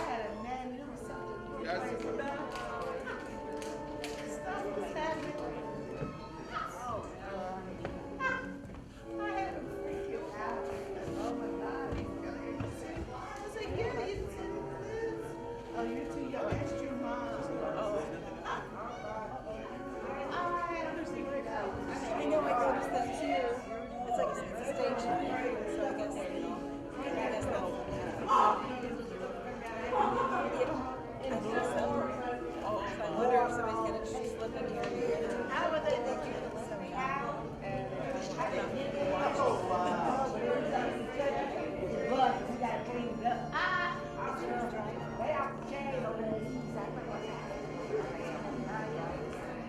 We don't do crazy stuff. Yes, it is.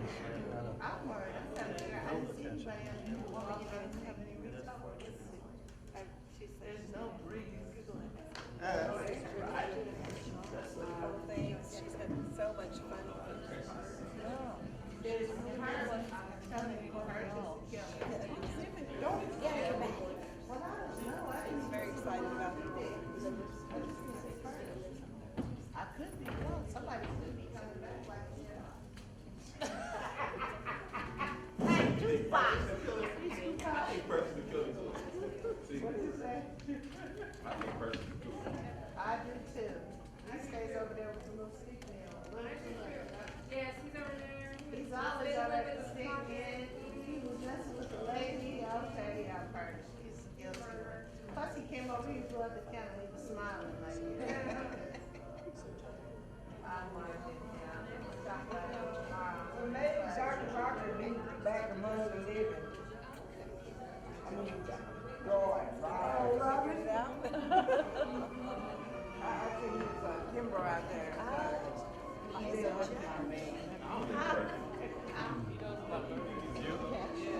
Well, and then whatever I didn't remember from the story, I read You've seen me in that several times. Nope.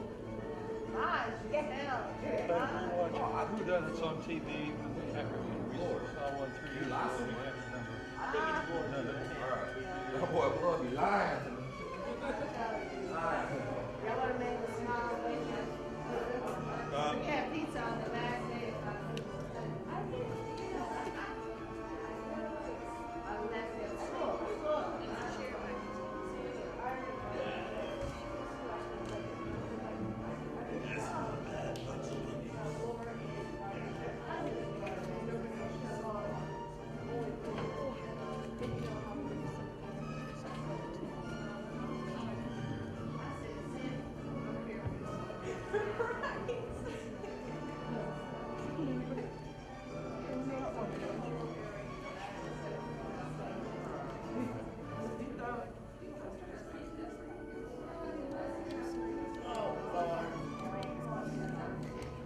I gotta go smoke. You know, every break I gotta get my cigarette in.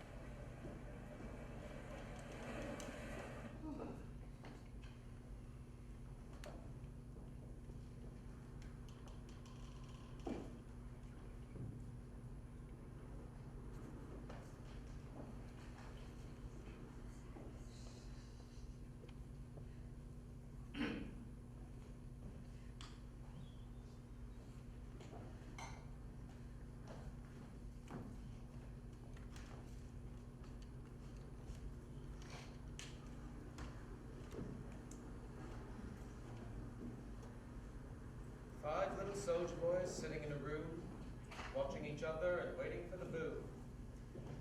New version up to date.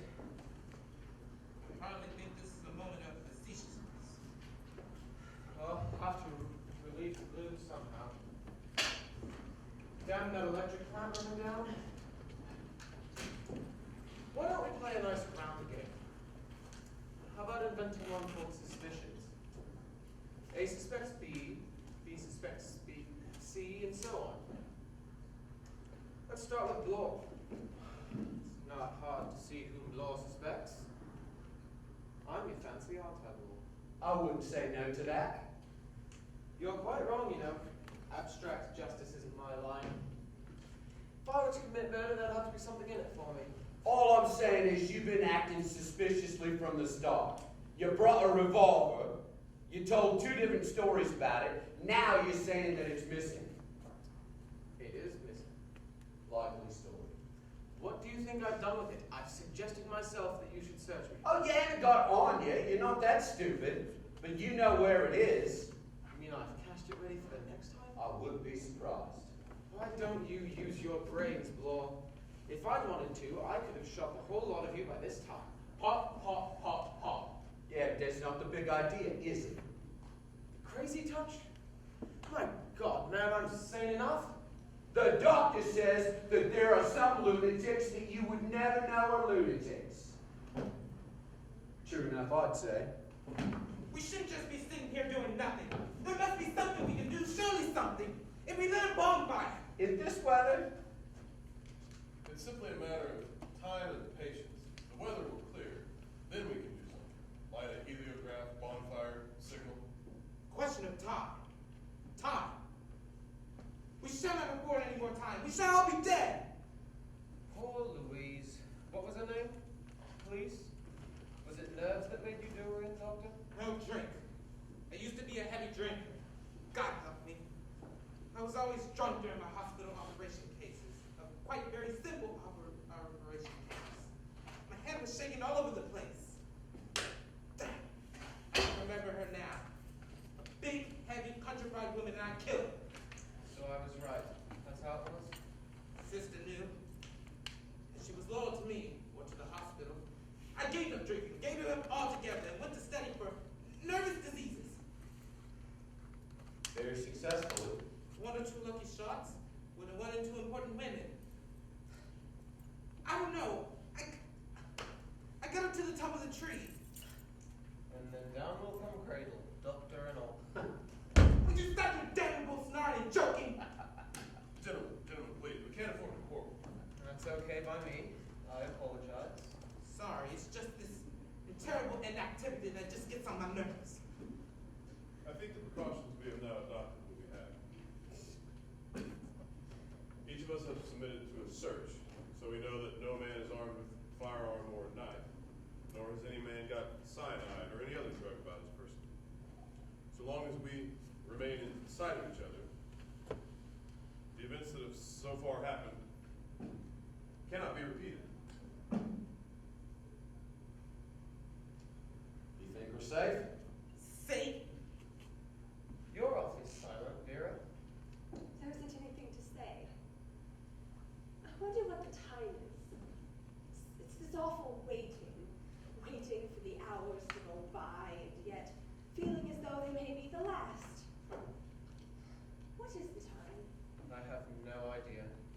Pretty awful light, this. Indeed. How are the candles holding out? We got a whole box, but I think the storm's dying down. What do you think, sir? We mustn't be too optimistic. The murder just got everything on its side. Even the weather's on it. What about something to eat? What? I can't say I'm hungry. If you like, I can go and open some tin tongue and make some coffee. Great. But the four of you stay here. That's right, isn't it? Not quite, Miss Claythorne. I think it would be inadvisable for us to eat or drink something that you have prepared out of our sight. Oh, you don't like me, do you? It's not a question of likes or dislikes. There are very few tricks that will get past you, Sir Lawrence. You know,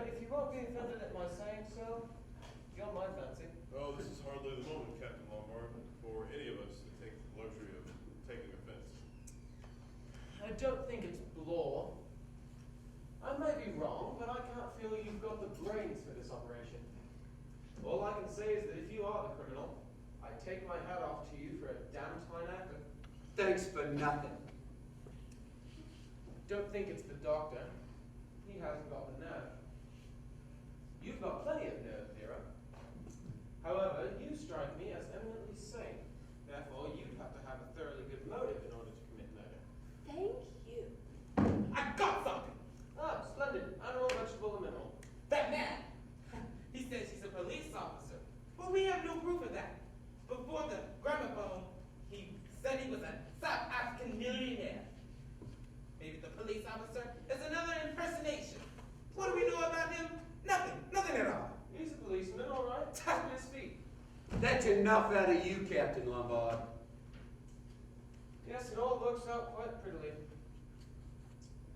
You suspect Blore. Blore suspects me. Oh, and Miss Claythorne suspects you, Doctor. Yes, she does. Haven't you seen her shoot you a dirty look from time to time? What about you, Sir Lawrence? Quite early in the day, I formed a certain conclusion. It seemed to me that everything that had occurred pointed quite unmistakably to one person. I am still of the same opinion. Which one? Well, no, it would be inadvisable to mention that person's name at the present time. Inadvisable to the public interest? Exactly. What about the food idea? Oh, no. We're safe here. Let's stay here. I can't say I'm hungry. I'm not ravenous myself. You can have a guzzle by yourself, Blore. What do you say I go down, get us a tin of biscuits, and bring it back up? All right. Oh, Blore? Yeah? An unopened tin, Blore? Right.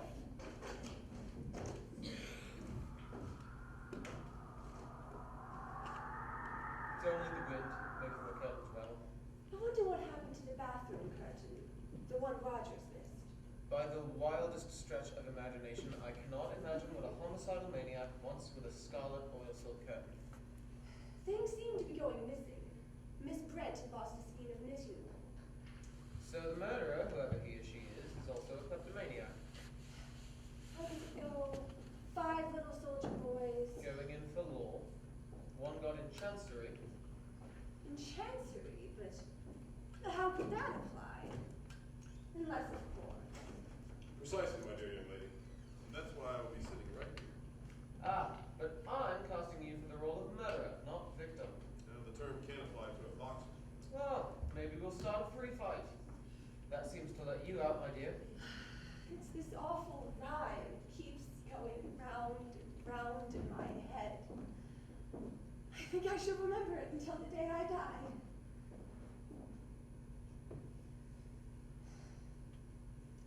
Mr. Blore's a long time. I expect the big bad wolf has got him. Captain Lombard, I've asked you once before to please try and restrain your rather peculiar sense of humor. Sorry, sir, must be a form of nervousness.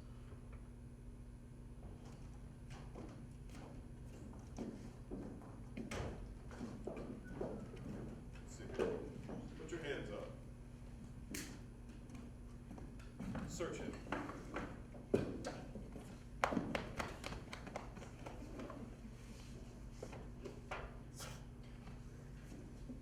No, thank you. Come now, you've had no dinner. I couldn't eat anything. I warn you, Lord will wolf the lot. I say, I see no reason to be funny about the matter. Starving ourselves won't do any good.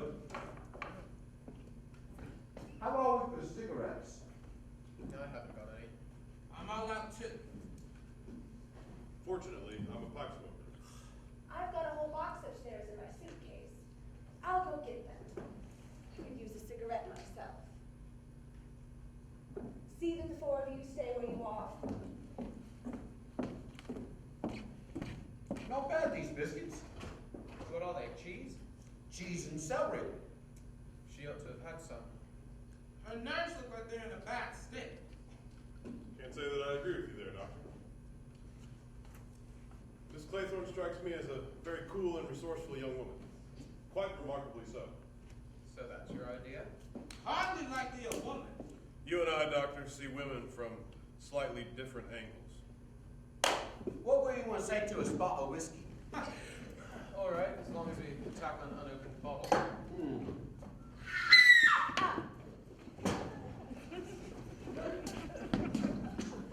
Someone in my room! Get back! Who's that gunshot? I think it came from downstairs. Mine's out too!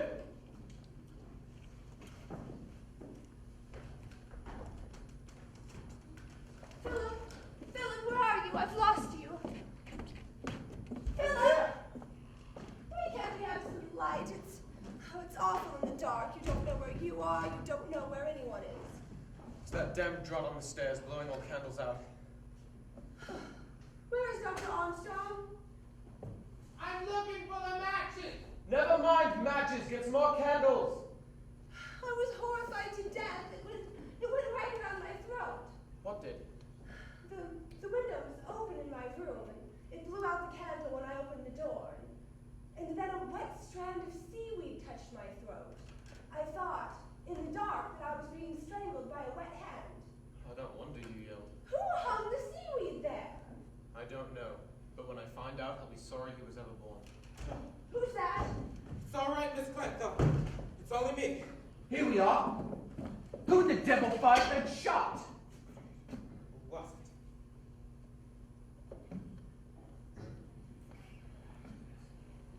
Oh my God. Ah! Oh.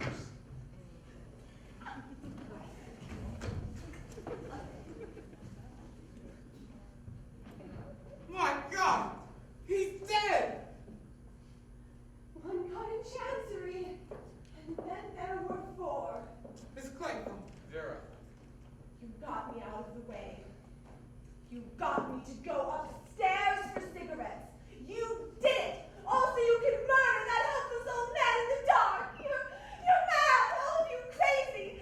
That's why you wanted the knitting wool and the curtain. It was all planned out long ago for that! Oh, God, let me get out of here! Go.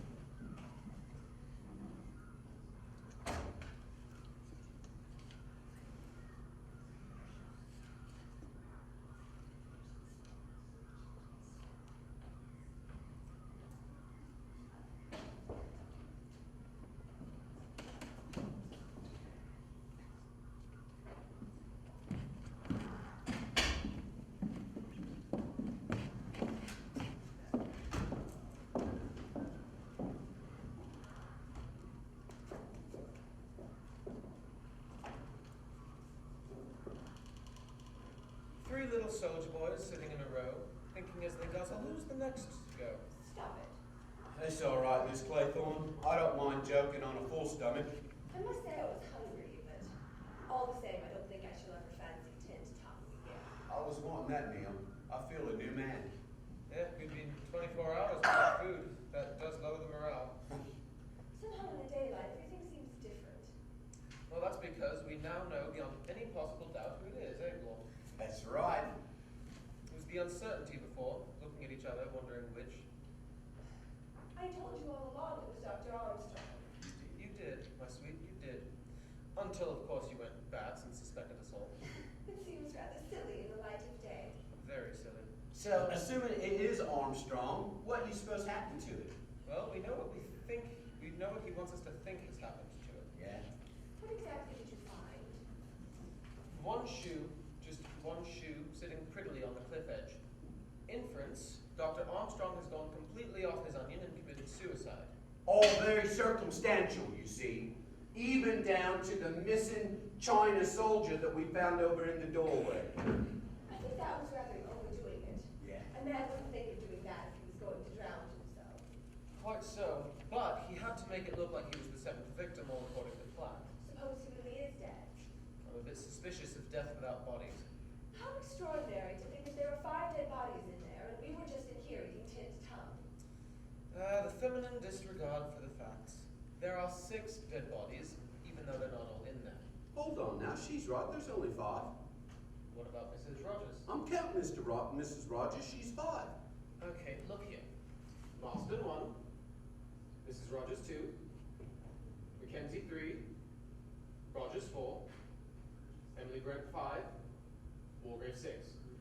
7, 8, 9, Armstrong 10. Sorry, mate, you're absolutely right, my mistake. So don't you think it'd be an idea if we brought Miss Rogers downstairs and shoved her in the morgue too? I'm a detective, not an undertaker. Do stop talking about bodies. The point is Armstrong murdered them. How do you suppose Armstrong got your revolver? I haven't the slightest idea. Peculiar, everything that happened, didn't it?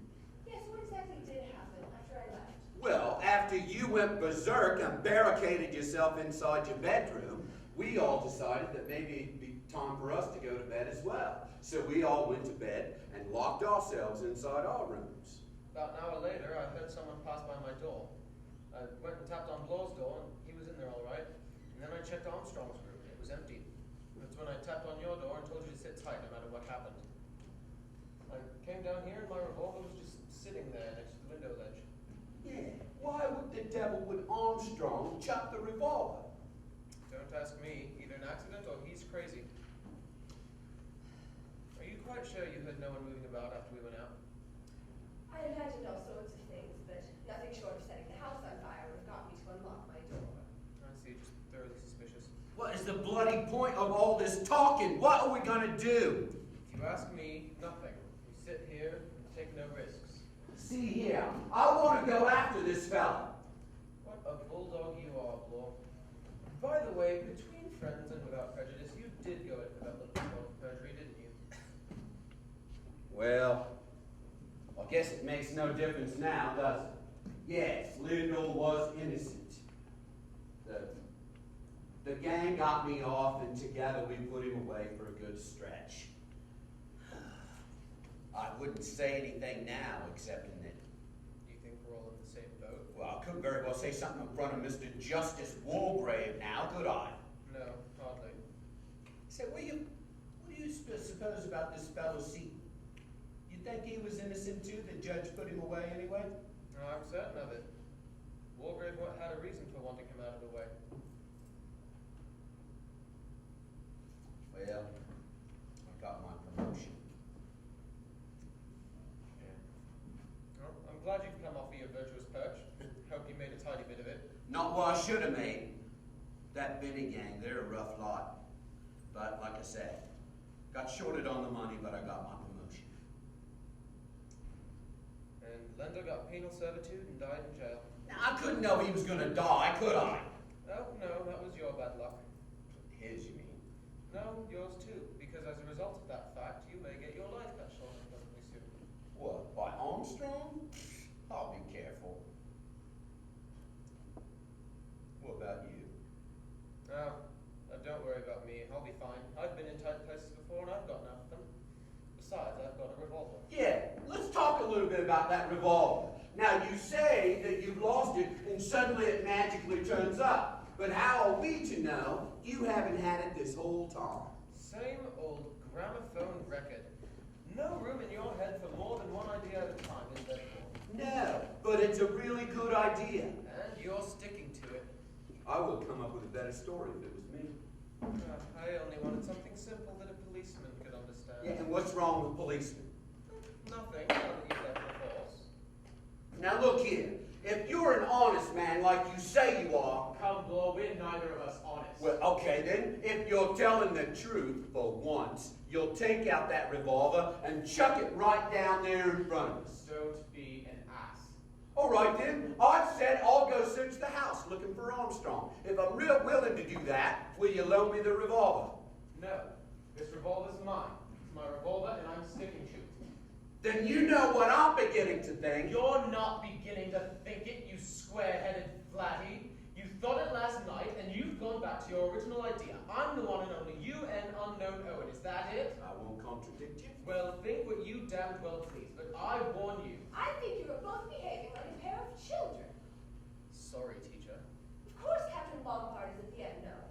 The unknown Owen is Dr. Armstrong, and I'll give you one very good proof why. Oh yeah? What? Think of the rhyme.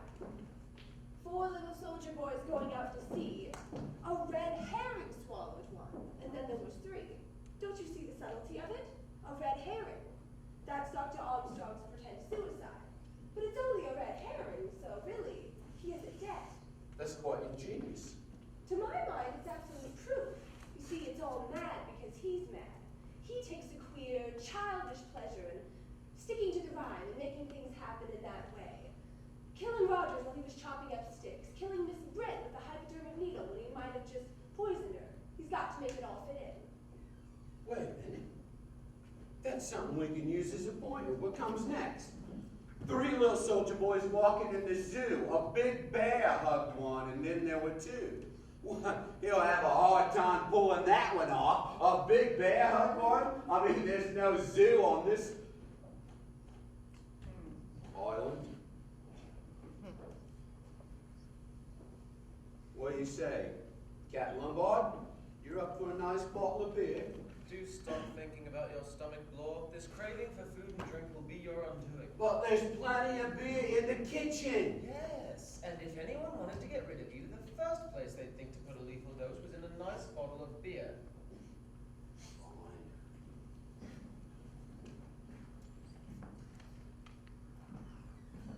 Wait a minute. Is that a boat? That's a boat!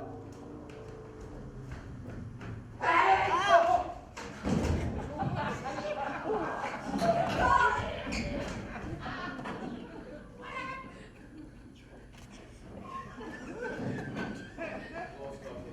How? Booby trap, a wire set across the door, attached to something above. Was he? Yes, crushed, toppled over the edge. That great bronze bear from the window holding a clock. Bear! Oh, how ghastly! It's this awful childishness. I know. God, what a fool Blore was. And now there are 2. Yes, we'll have to be extra careful of ourselves. We shan't do it. He'll get us. We'll never get away from this island. Yes, we will. I've never been beaten before. Don't you feel like there's someone right now in this room watching us? Watching, waiting. That's just nerves. And you do feel it. No, I don't. Well, let's get out of this house. If someone is coming, they'll see us, right? All right. We'll go to the top and wait for relief to come. Sheer cliff, and we can see if anyone approaches from the mainland.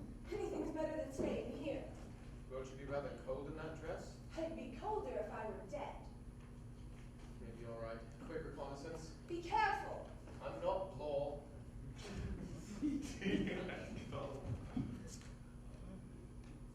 Hello?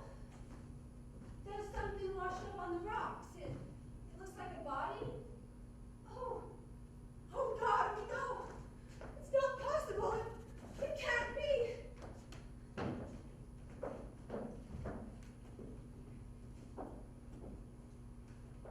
I found Armstrong's body, washed up at the high water mark. So there's no one else. Just the 2 of us on this island. Yes, now we know where we are. Yes, we do. So you did drown the kid after all. He didn't. Please believe me. I'm listening. You'd better make it a damn good story. It's not a story. It's the truth. I didn't murder that child. It was someone else. Who? A man. Peter's uncle. I was in love with him. Should have known there'd be a man involved. And money. Always money. You certainly are an accomplished liar, Vera. What about you and the 21 men you murdered? No money involved in that? How'd you manage to trap the Blore? Weren't you the one who said there has to be something in it for me to murder? I didn't set the trap. And Armstrong is dead. I should have seen it. It's there in your face. The face of a murderer. You can't fool me anymore. God, you killed them all. Now you're going to kill me. You did it. There has to be a reason. Tell me. You cunning little... Ah.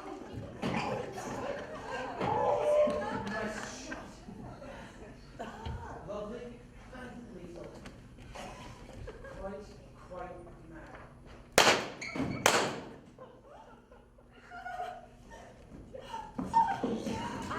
Knew it.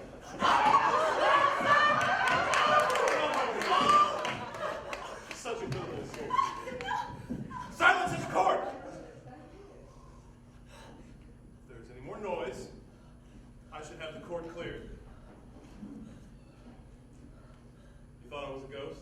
You thought I was dead? Well, of course you did. That was the whole idea, wasn't it? I mean, after all, the doctor pronounced me dead, therefore I must be dead. Armstrong. Armstrong was the most ingenious part of my plan.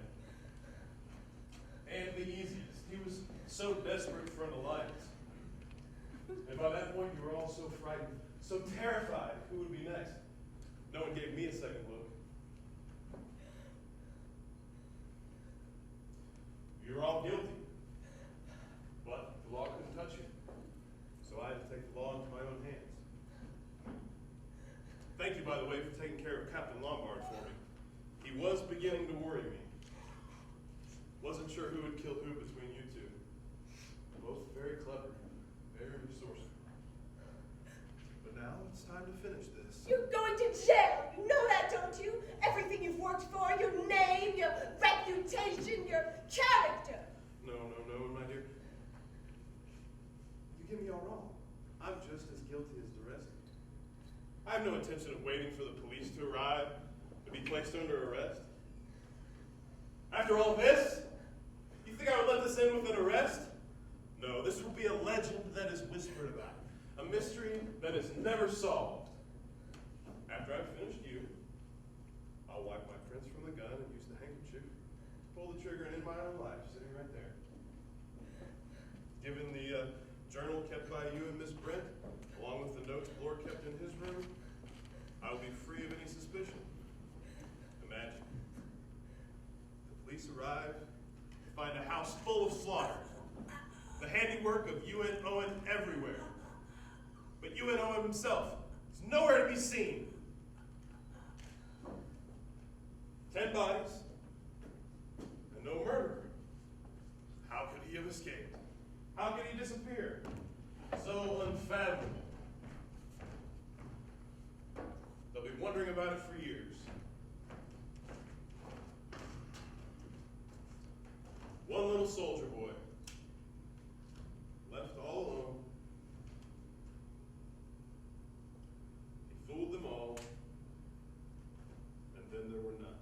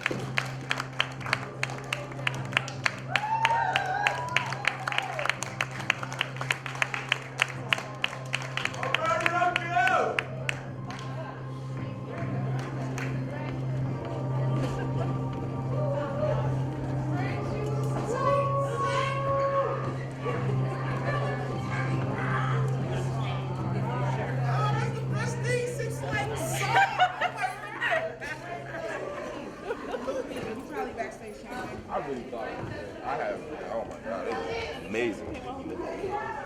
Amazing.